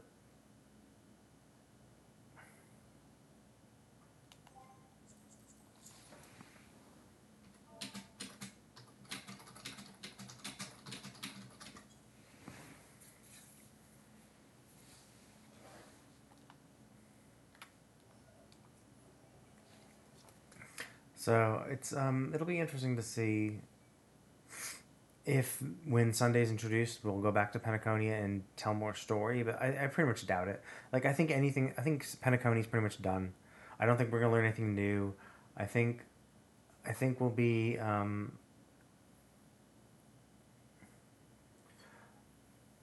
I think if we ever go back to Penacony, it'll just be for like events and shit. And it'll just be like some random funny story events, like kind of like how the Pokemon the Pokemon in Belobog was, where we had the summon creatures and stuff like that. Like, or actually no, I guess technically we did get a little bit of story out of that when Topaz showed up, but like the actual Ethereum Wars thing was like completely unrelated and had nothing to do with anything, I don't think. It was just a fun little thing. And it did introduce a zone where we eventually got a little bit of extra story, kind of, that Topaz was involved with. But really like it didn't progress the story. Although to be fair, but Belobog didn't really have much shit going on, so like there was really not much to discuss. But like Penacony had a lot, like, and they just never really just talked about a timeline properly, and it would have been fine if they just didn't make so many, if they didn't phrase things so weirdly, you know, if they didn't phrase things. If they just didn't phrase things in such a way that made it seem like, oh, okay, this event happened like this event happened after this time. It's like, fine, that's sure if you leave it at that. But then when you make it seem like, oh, this event happened recently. So there's a lot of instances where they like talk about an event that happened and make it seem like it happened recently, but then also like they give us a general time frame of when things happen, like sequentially, like, oh, this happened, then this happened, like this happened before this happened after that, this happened, you know, before this, and then but then also like throw in some random, oh, but this was kind of recent, but it's like, well, that doesn't make sense because that would mean that this happened after that, which would have been also recent, but like those should have happened ages ago, and you know, some weird stuff like that. And so like that was one thing I didn't like about the story. Like, it didn't matter, no, not really, but it was kind of annoying. Where it's like I just kind of wish they would have been a little more clear, or at least just left it at, okay, this happened after this happened after this, because then we can just make up our own timeline of, okay, the prison Penacony broke free 1,000 years ago. Like, you know, maybe they, you know, worked to make the 7 families or the 4 families over the next like 100 years. And like, you know, and then shit happened, right? And all the other shit happened. But like the fact that they like inject the whole thing of, oh, but these events happened relatively recently, and it's like, well, no, that couldn't possibly be the case. So yeah, like, and it's kind of frustrating when you see it happen like in here too, where you're just like, wait, what? Like, I thought Hollow Zero was super fucking old. You know, I thought it was like ages ago. I thought this was like, you know, 40 or 50 years ago, you know, where people were because like they made it seem like the young adults of the world, this is just normal. Like, oh yeah, this is just how it is. Like, children are just used to it, and to be fair, you know, children are used to it, right? Because like even if it's been going on for 10 years, yeah, like you're gonna have 10-year-olds who only remember a time when there were hollows, right? But like it makes me feel like they made it seem like it was just the old people who were not used to it, and only the young, and yeah, they just made it seem like it was old, right? Like they just made it seem like it was something that happened ages ago, like decades ago. We've been slowly like building up technology and, you know, working on, you know, maybe fixing it or discovering it or whatever. But now they're just like, oh no, like our teacher's the one who did it. Our teacher's the one who we've been interacting with, who's now gone. But like, considering our ages, this couldn't be, you know, goddamn, a lot of Vamong stuff is popping. Like, considering our ages, like this had to have been only like 10 to 15 years ago, max. But then how the fuck is technology this advanced?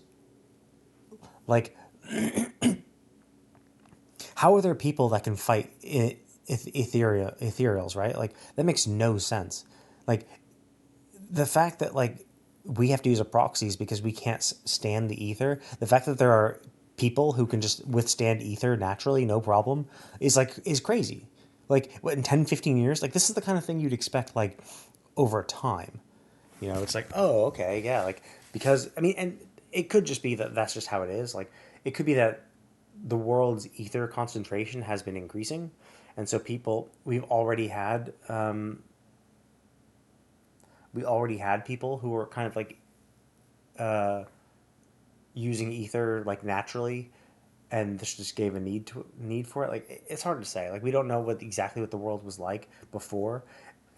Like, they made it seem like, oh yeah, Hollow Zero came into existence, and then all this, and then like ether was a big thing now, and so it's just crazy to think that in like 10, 15 years, they could have created a city that 100% revolves around this completely new, unheard of resource before this time. Like, it makes no sense. Like, it's the kind of thing I would expect them to take like 20, 30 years of like trial and error and getting things to work and getting like screwed over a little bit, because it's like, completely new crazy things. Like there's like Nineveh and all the like super strong ethereal creatures like the Butcher and shit like that. And it's like, yeah, how the fuck are you supposed to beat that shit, right? But they're just like, nah, like, yeah, sure. Like we've only been trying for 10, 15 years and we're like fucking amazing at it. And so I find that a little weird. So I hope they explain it more, but I doubt it because I just don't have this doesn't feel like it has it's too disjointed a story with all sorts of random things. I don't think it has like the overarching plot that Genshin has. Genshin has its overarching plot with the Dainsleif chapters, and there's like the subplots within each country, and sometimes those subplots within the country do tie into the overarching plot, but there's always the overarching plot of finding our brother and figuring out what happened back then and getting out of Teyvat. Whereas like this is like, okay, now we know the overarching plot. Oh, it's going to Hollow Zero, figure out those secrets of Hollow Zero, and it's like, okay, but like what it's going to be, right? It's going to be someone who's working with their teacher. Like maybe the teacher was the genius of like the leader of the group, but there was one like shady dude, much like Lucius from the Vanquishers, who probably was like, oh well, we could like if we increase the temperature, if we increase the intensity, we could create a reaction that would be even more powerful, and we could like create the strongest like fuel source or energy or weapon or something like that. And he probably took it too far, and it exploded and created Hollow Zero, like imploded, created Hollow Zero.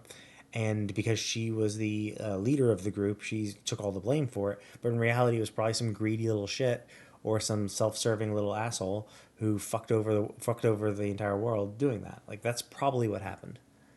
And it's just like, and will it matter? No. Like, does it matter? No. Like, will they be able to solve anything? I mean, maybe, sure, they can undo it, but I doubt that'll happen. And even if it does, it's like, who cares, right? Like, okay, so it's like figuring out who did the zombie virus, right? Like in Resident Evil.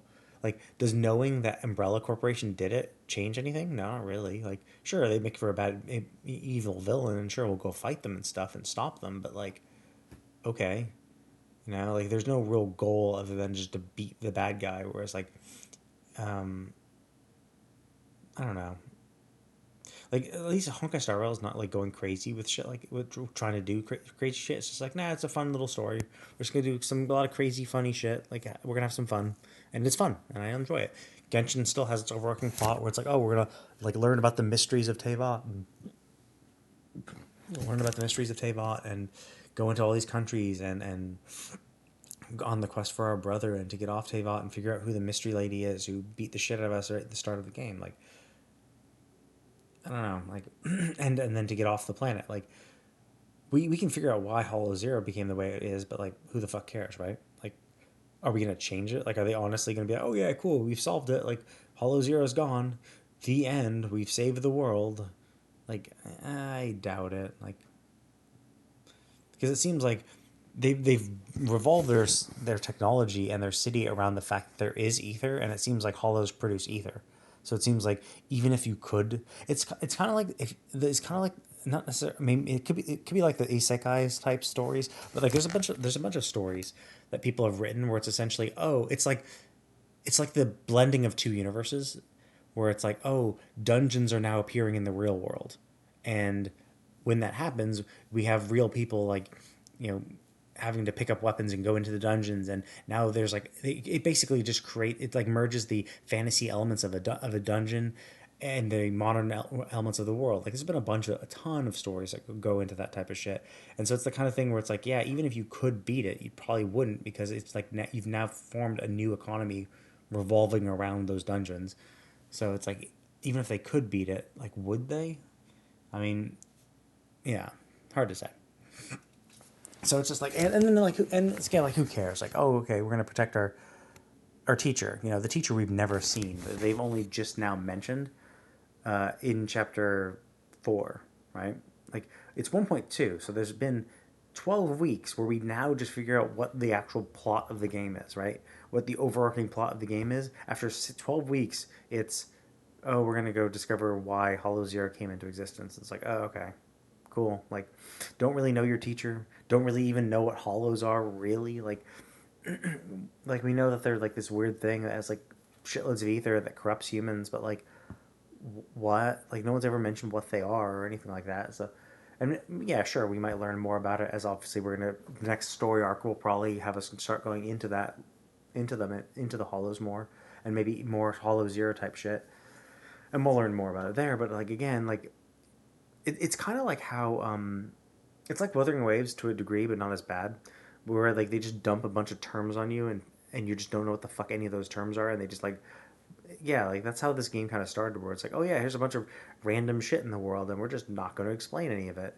And luckily, this game kept it simple. Like, there's not too many terms. It's and you have there's enough context where you can kind of get a general understanding of what things are. Like, oh, what is a hollow? What is an ethereal? Like, we kind of get it. We saw the guy get corrupted in front of us. We know kind of what, you know, the dealio is.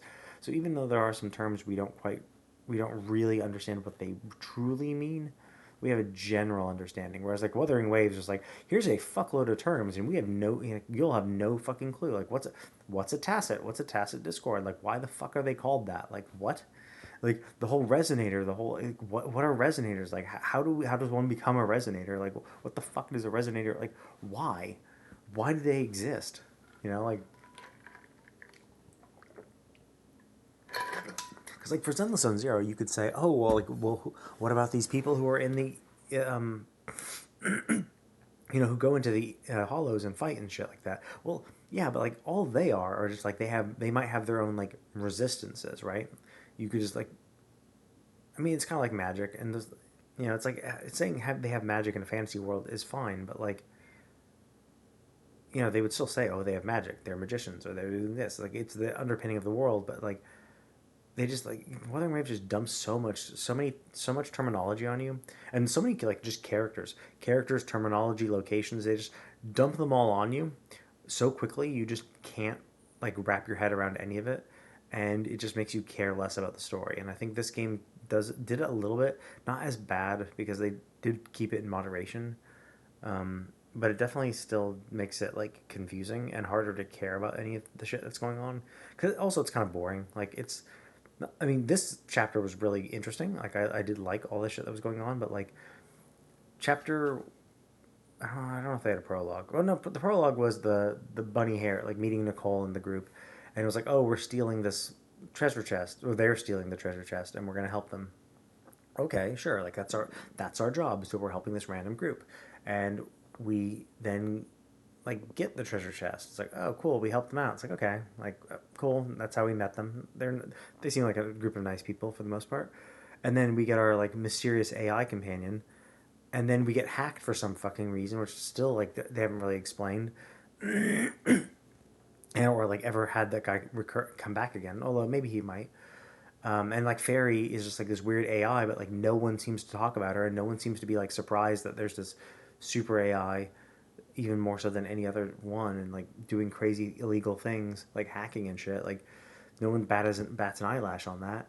And then we have the Pearlman thing, where it's like, oh whoops, this shady corporation was just gonna save a few bucks by destroying these people, just you know, cut costs. And okay, sure, like, corporation bad, but like, it's just like, yeah, it's just kind of boring. It's like, okay, we're gonna save these people. Why? Like, I don't know. Like, why were we doing that, right? Like, I think it was like Nicole and the gang were going and helping, but like, why were they even doing this? Like, why were we even there in the first place? Like, none of it makes sense. Like, I mean, sure, we're saving the civilians, sure, but like, why? Like, why were we even there? Why were we doing all this? Like, why are we taking it upon ourselves to do this shit?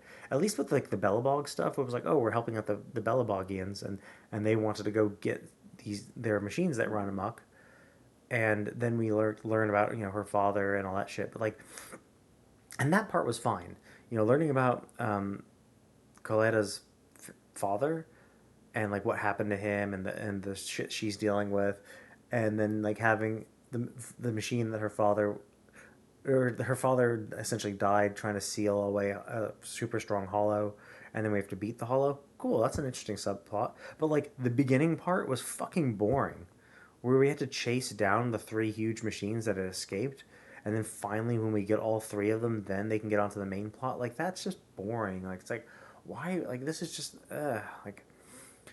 And it'd be fine if combat wasn't like, combat is really like, combat is only as fun as the characters, as well as combat is only as fun as as you synergize with your characters. So like, if you don't like the characters you're playing, then it's just not fun. It just feels like drudgery, and that kind of was like, I liked Ellen. I liked Ellen's playstyle, but I just could not get a good synergy with a team of 3.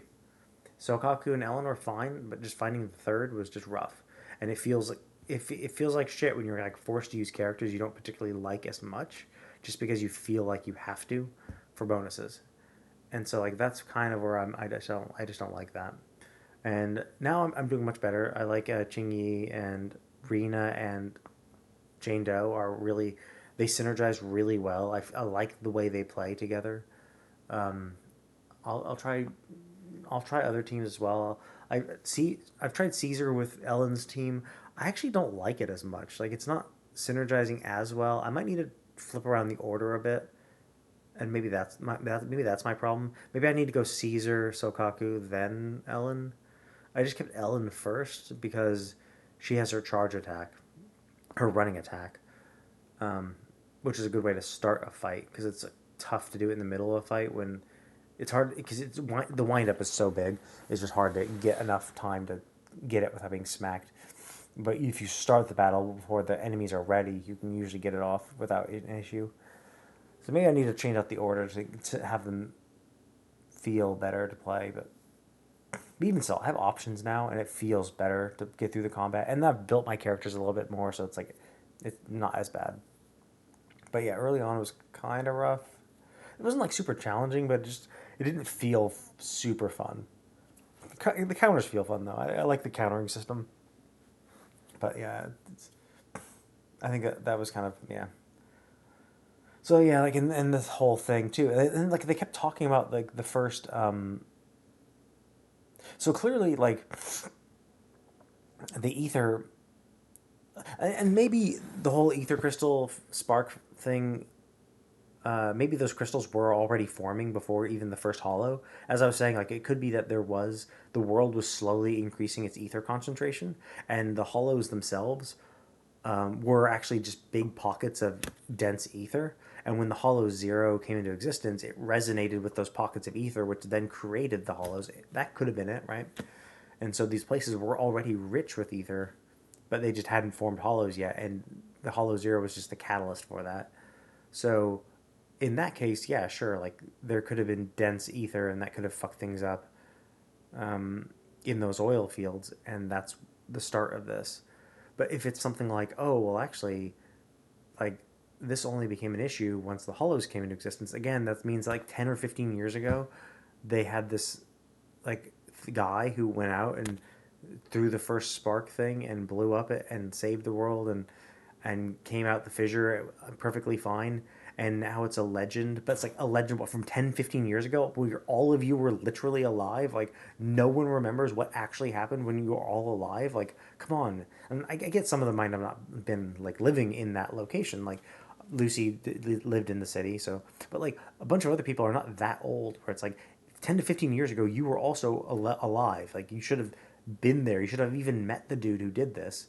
But they're making it seem like it was, like...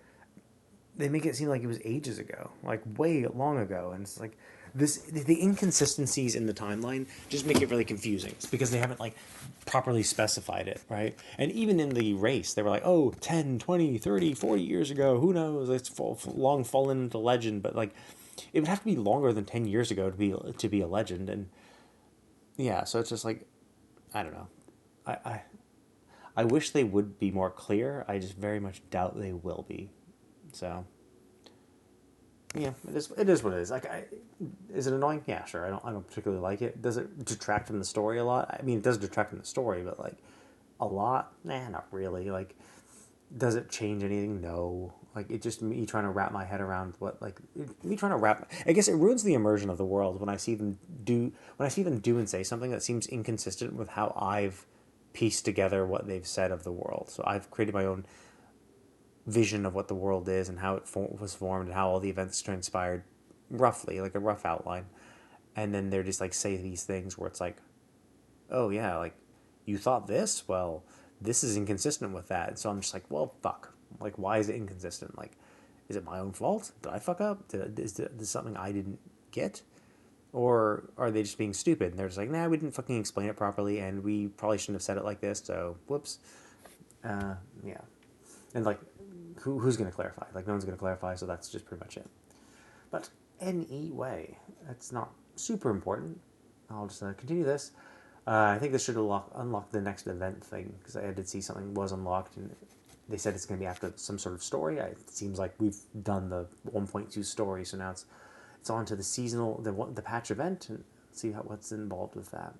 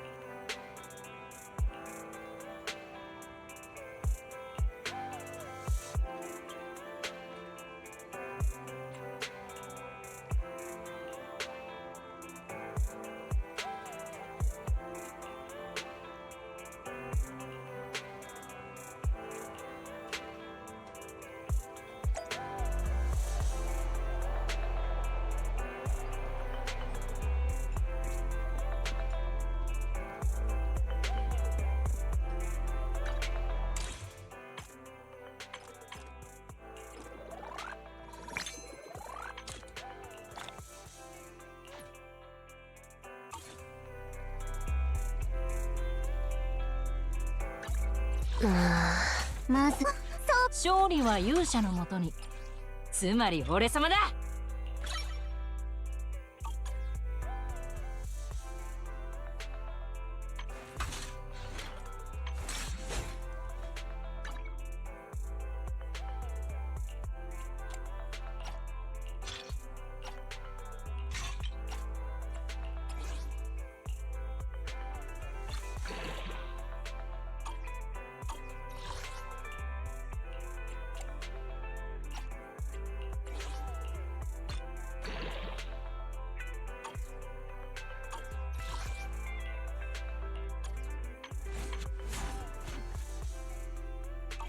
勝利は勇者のもとに。つまり俺様だ。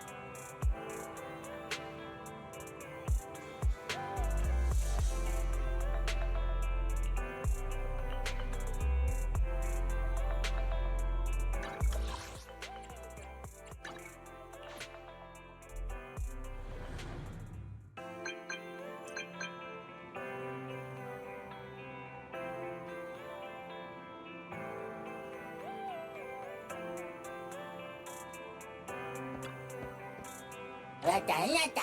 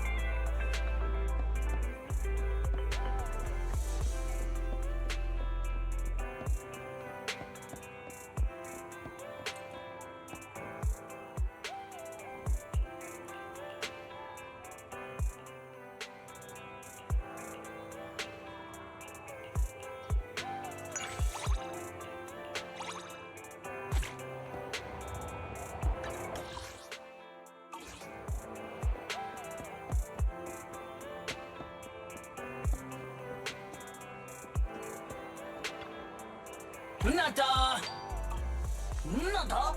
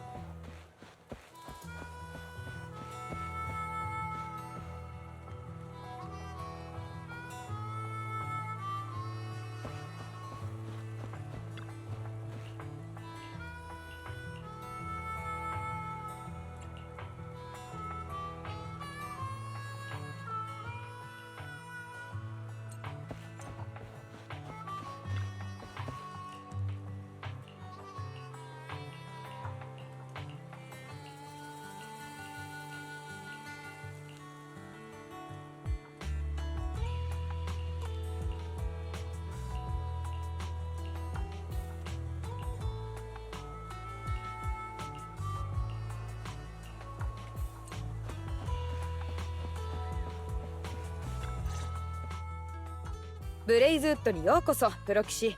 いや、店長様と呼んだ方が。店長様？なんかやっと来てくれたんだ、プロ騎士ちゃん。本当はね、大事な別に昨日の夜、私特製のニトロフューエル発射。今や新たな覇者が決まり、ブレイズウッドの生活も元に戻りつつある。新たな覇者が郊外に来た。たまたまシーザーちゃんも。でも、なんて言ったっけ、私も火起こしなら、それにこういう。それで私たち以外でカリュドダイナーの店長なんだ。飲食店の経営を正しい。心配しないで、プロキス。ひとまずチートピアの鍵は。鍵？でもそれじゃあダイナー再建計。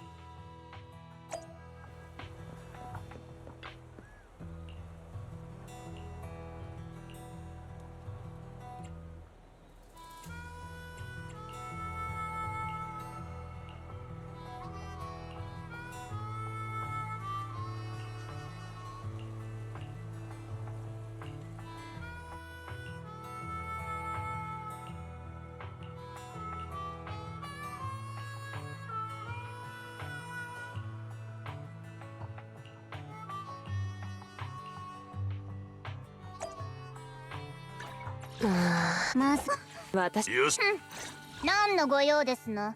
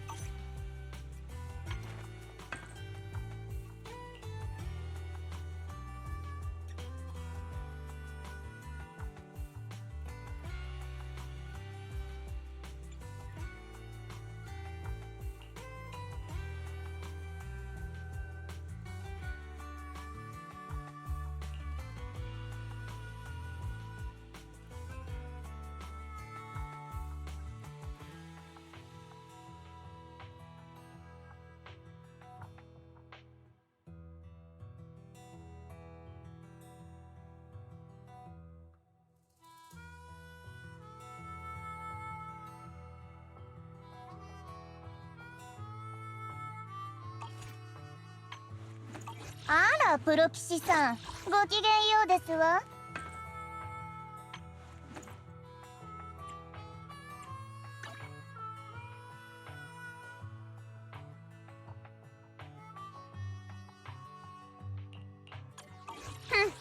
何のご用ですの？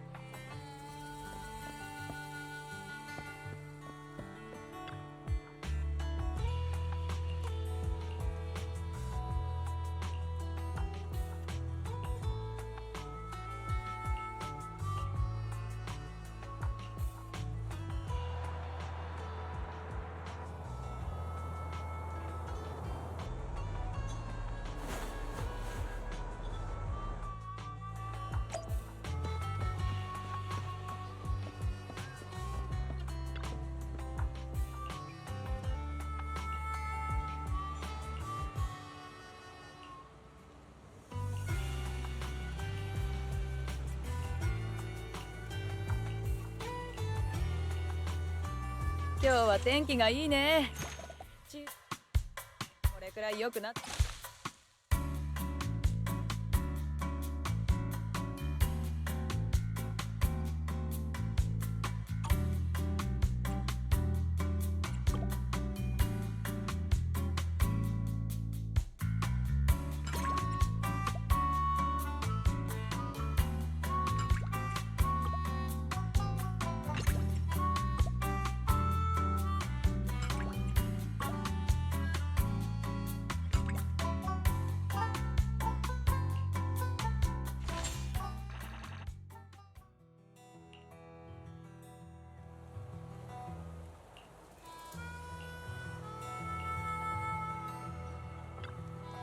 チートピアは今日から営業再開だよ。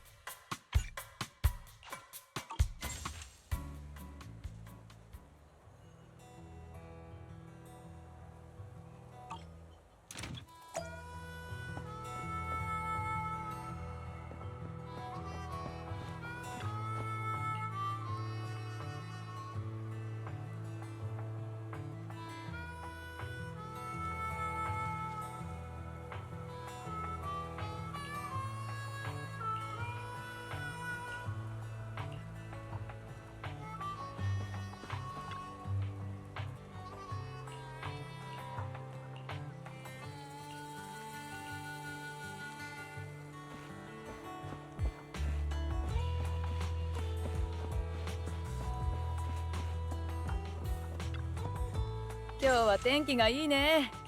チートくなってほしいもんだ。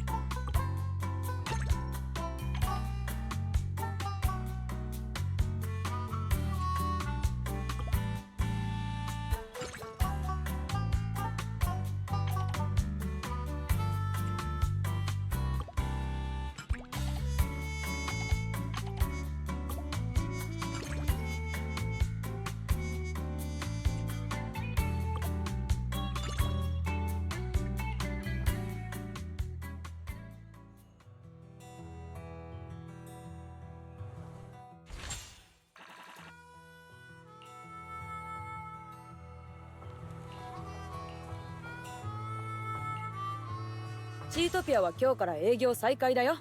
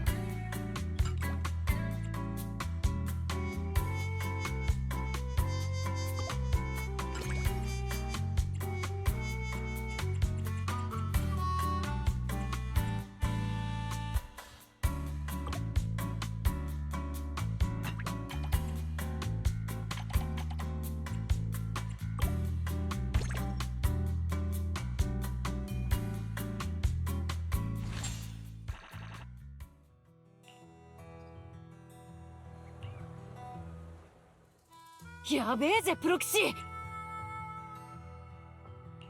チーズド・インフェルノ？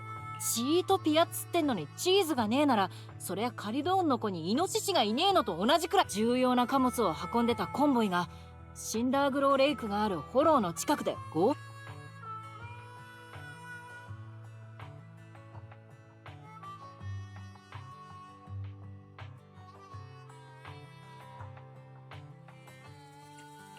あんたの言ってる重要な貨物。ダイナーのコンボイには十分な護衛をつけなかったんだ。それがあの強盗どもに付け入る隙を与えちまった。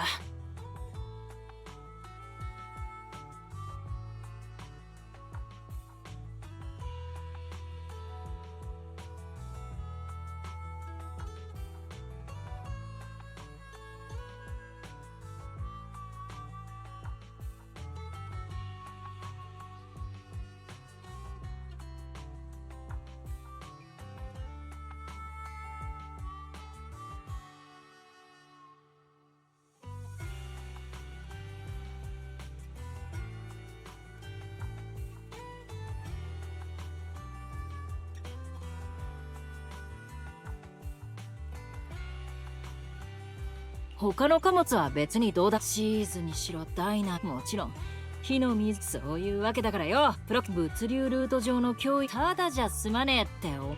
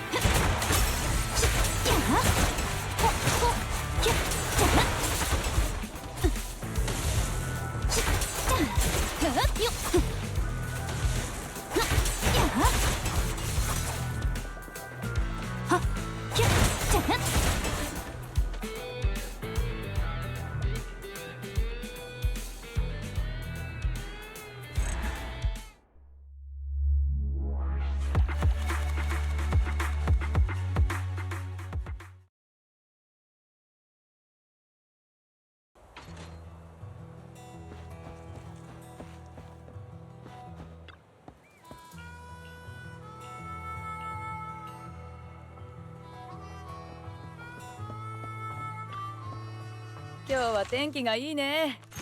チートってほしいもんだ。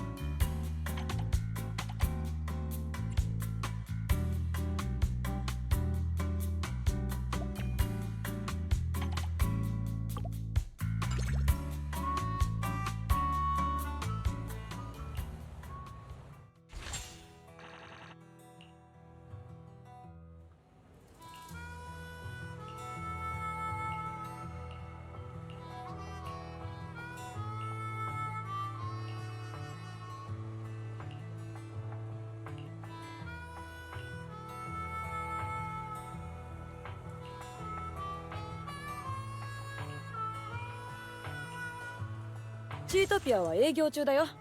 これなら明日も営業を続けられそうさ。チートピアは営業中だよ。これなら明日も営業を続けられそうさ。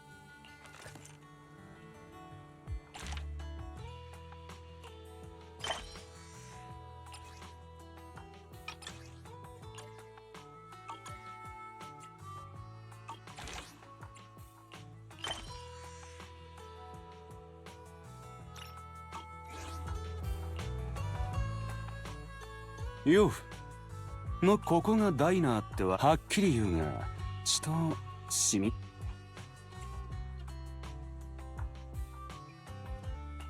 ちょっとそこまでひどくない？あんたの言う豪華は俺が来たのは誰だ？ああこの村人 A はどちら？誰が村人？ブレイズウッドの町長の実の弟であり神聖覇者カリュドーンの子。ドリアンっていうの。なるほど。店長が言うのはともかく、なんでお前にまで言われなくちゃならないんだよ。だいたいその赤いマフラー、それを巻いていればライトさんみたいになれると。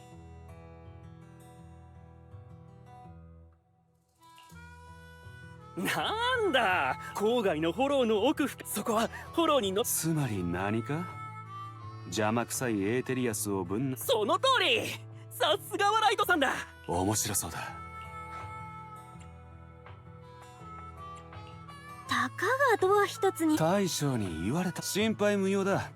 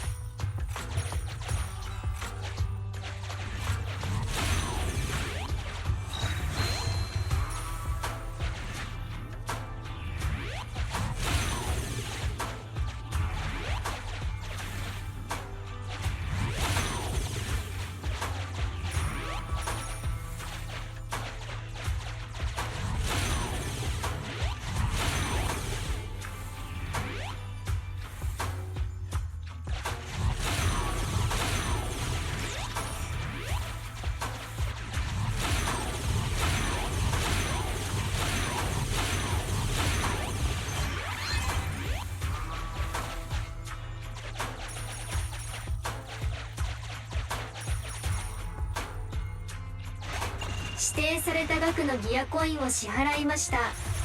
認証成功。ドアが開きます。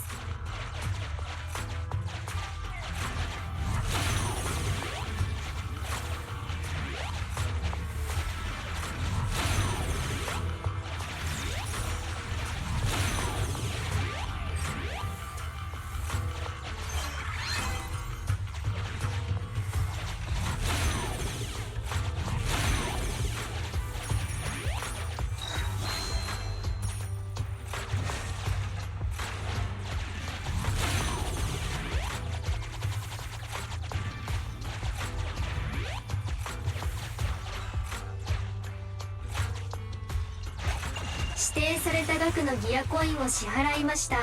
指定された額のギアコインを支払いました。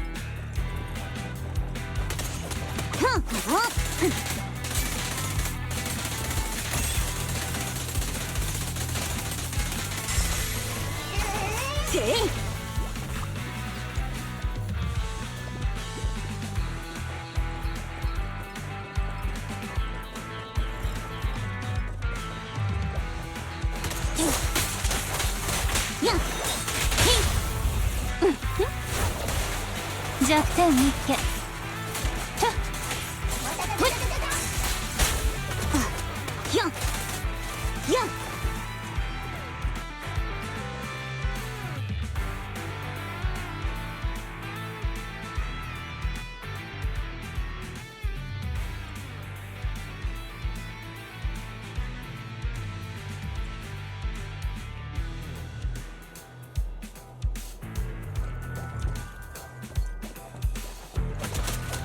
いや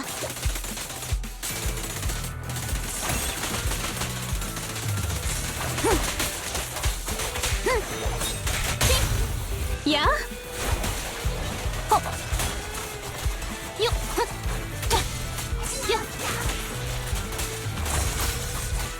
は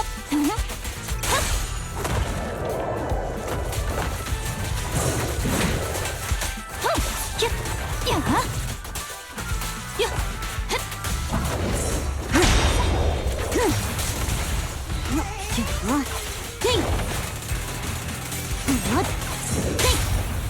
私が見えるの？チクッとするだけなんてね。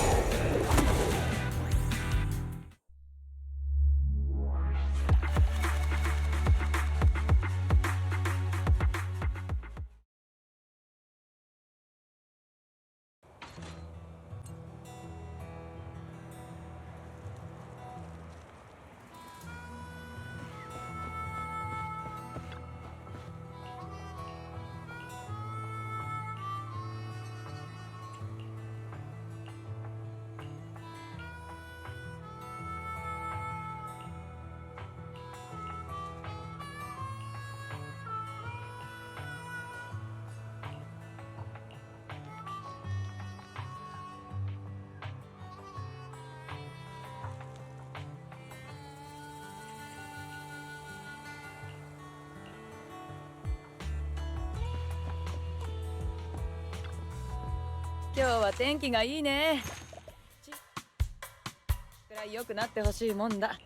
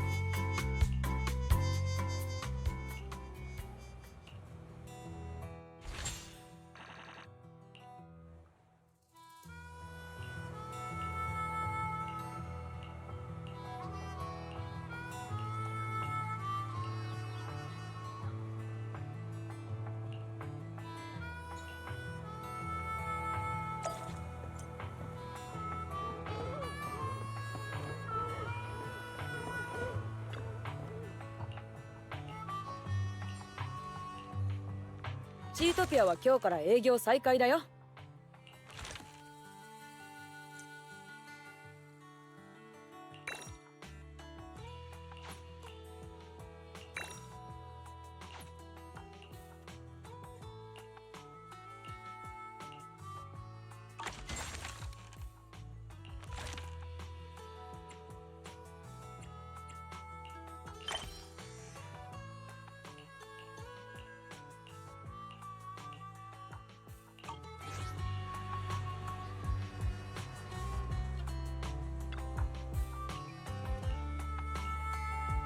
チートピアは今日から営業再開だよ。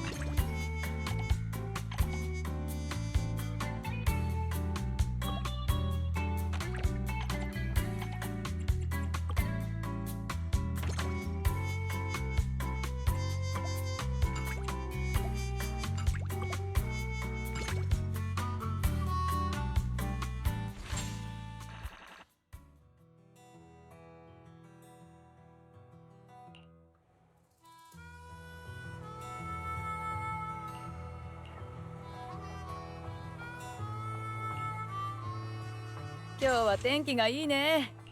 チート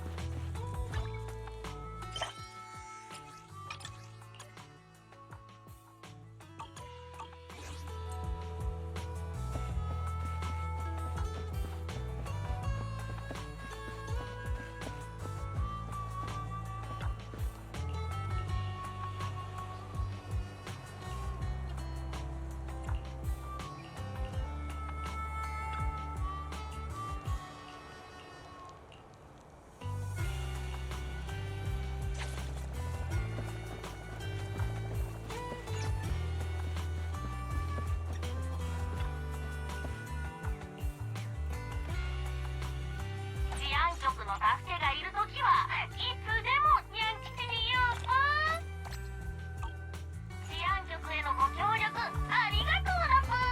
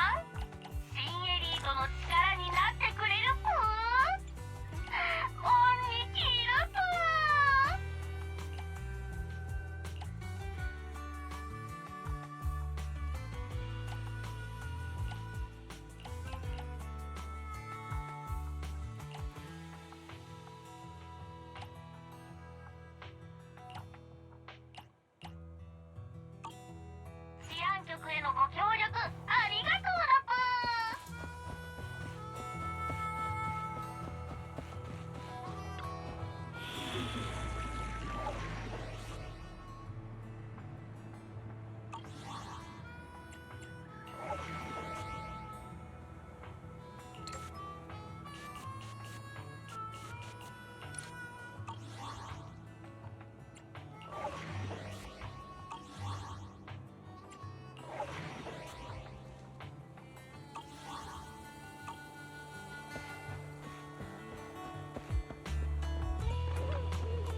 今日は天気がいいね。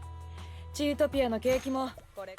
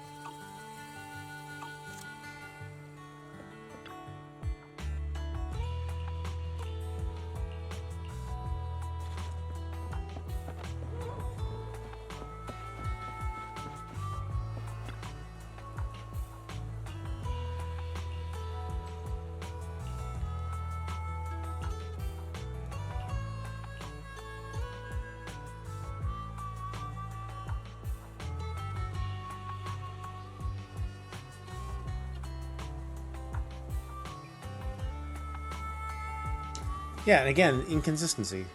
Didn't he just say that we were just kids when the Hollow appeared? Like, look at how old he is. Like, this is clearly an adult, right? Unless he's, I don't know. He could be a teenager. This could be a school uniform, or he could be an adult, and that's his business attire.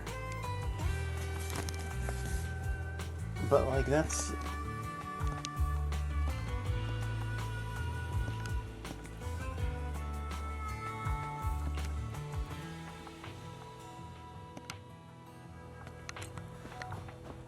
Yeah, I don't know. It's.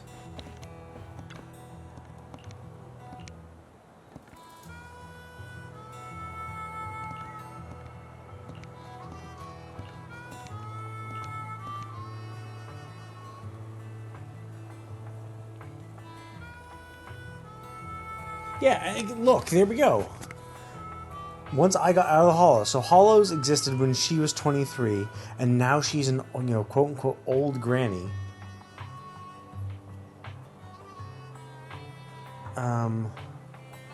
So then Hollows had to have existed, like an old granny. I mean, you could argue she means they mean 20 years. But realistically, it'd have to be at least 30. She'd have to be at least 53 for someone to consider her an old granny, right? Like, easily. Obviously, you'd think older as well, like 60, 70 type thing.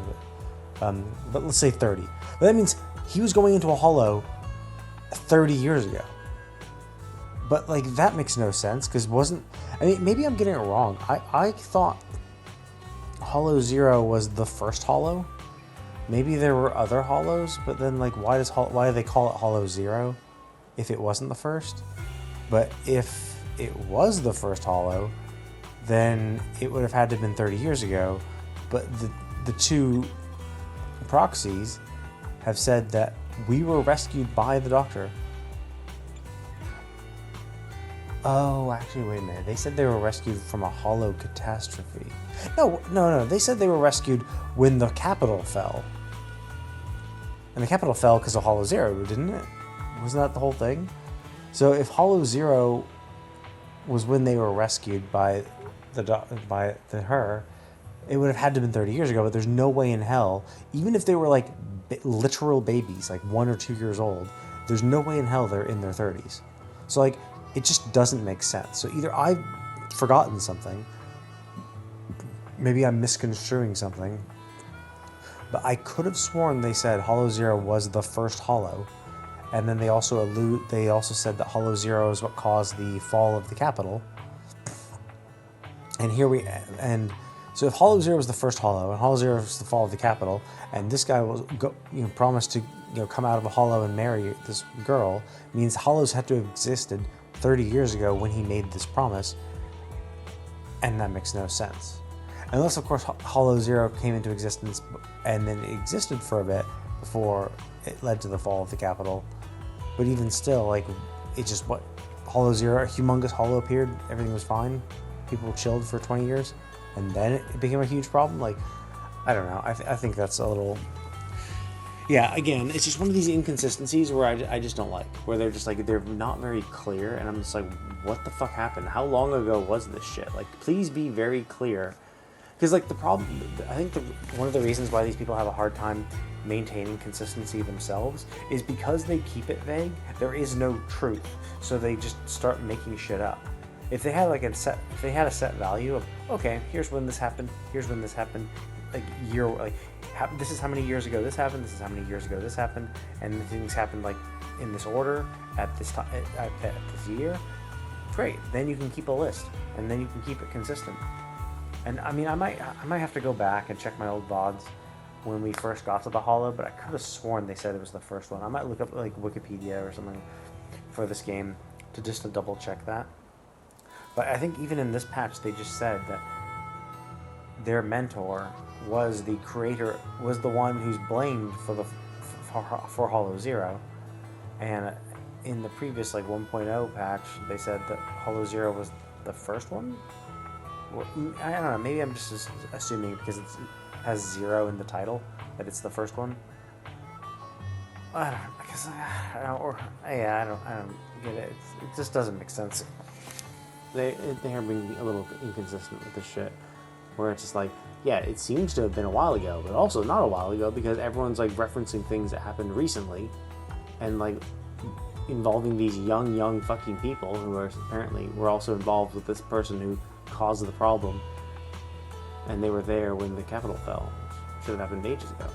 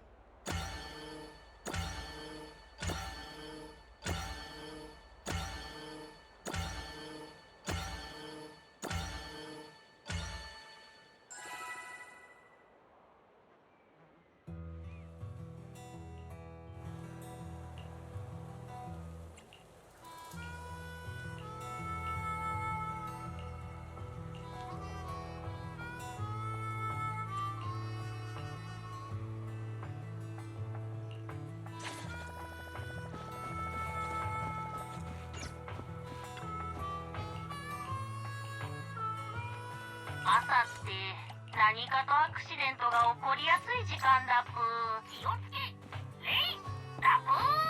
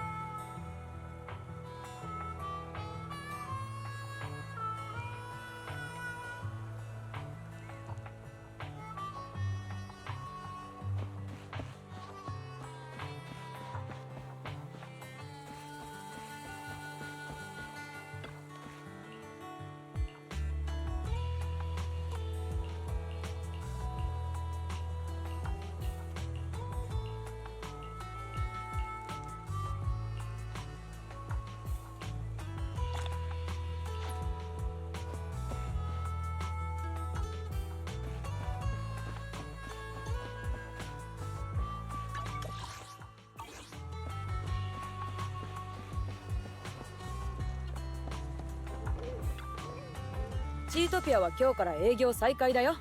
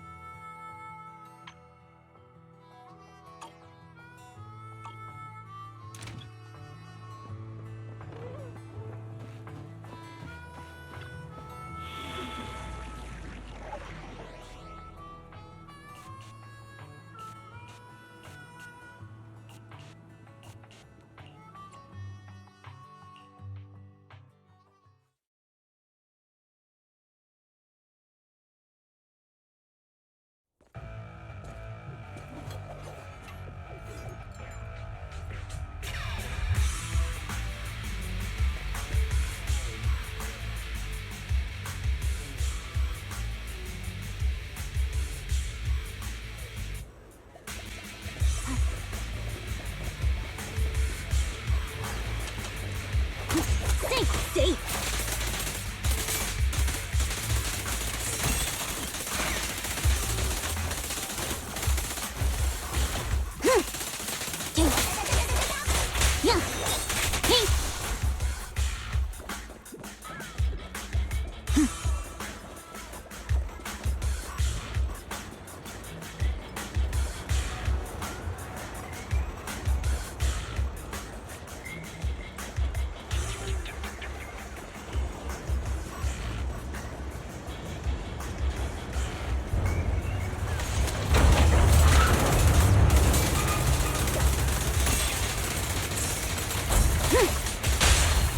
いやあ、はっはっ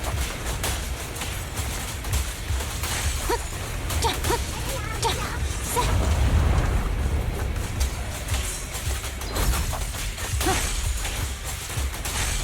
へっよっよっ、あら痛そう。引き継ぎ完了。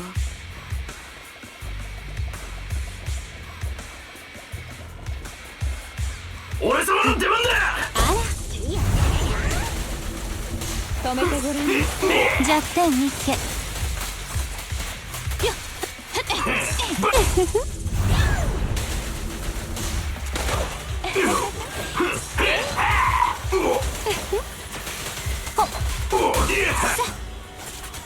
逃がさない。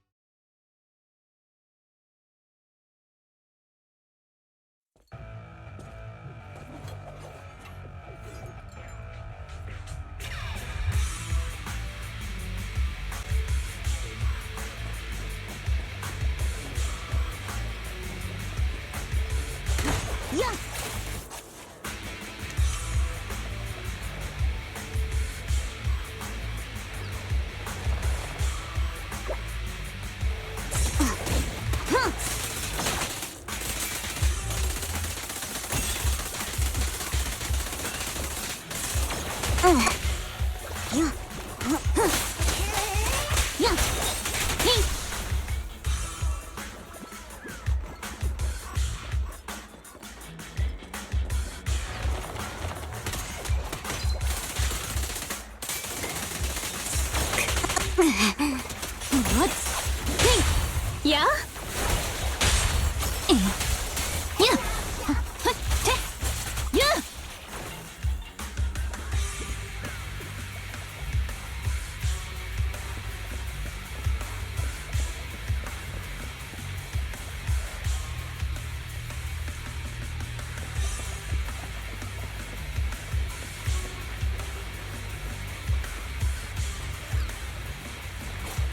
たー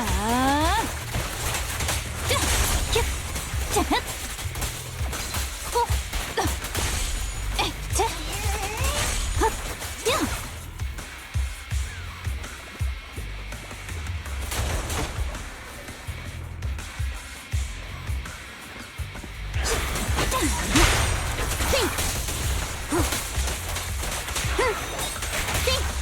よや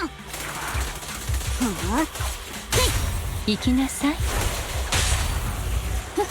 こんな対話どう？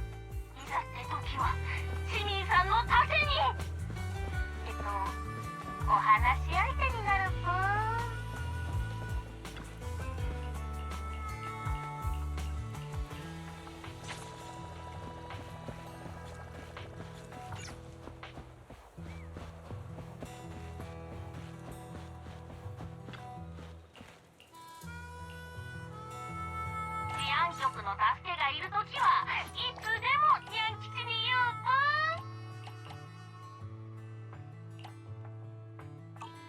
気をつけレイラブ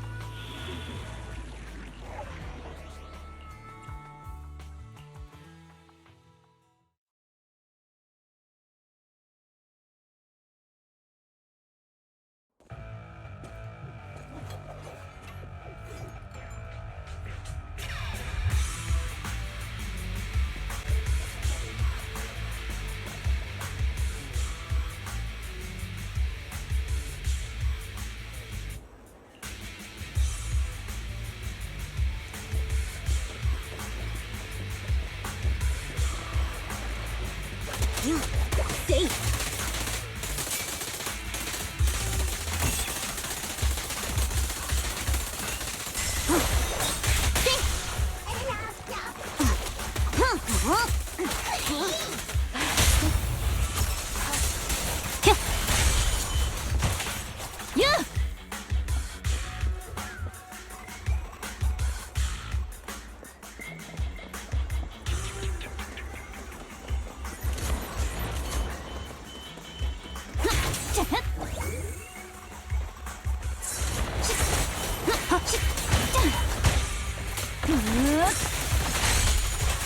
気に入ったやっ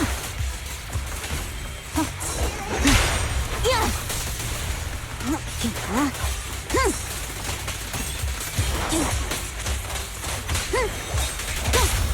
私が見えるの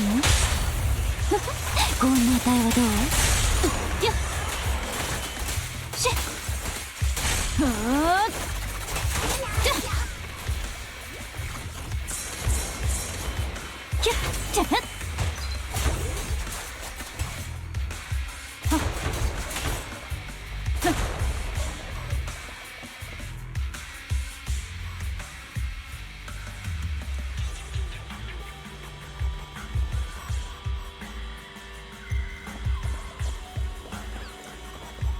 あんたは狩られる側。はっ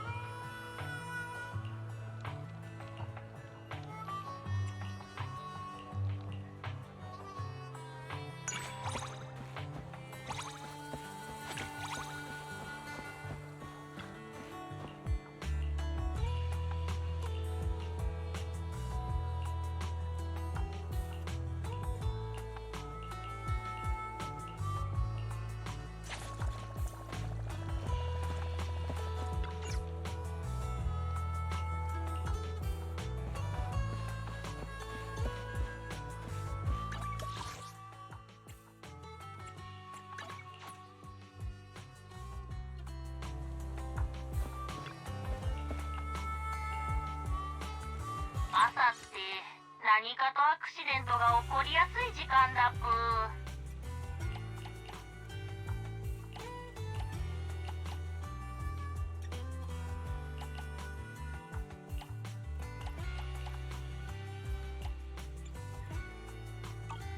いざって時は市民さんの盾に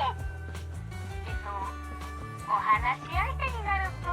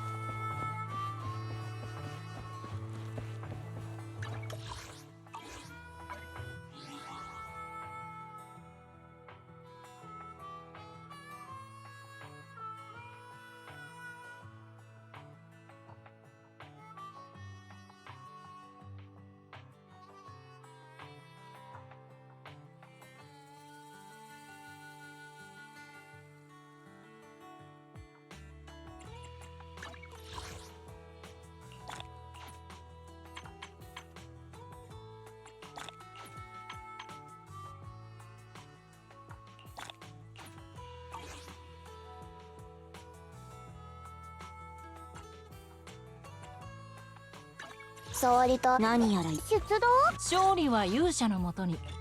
つまり俺様だ。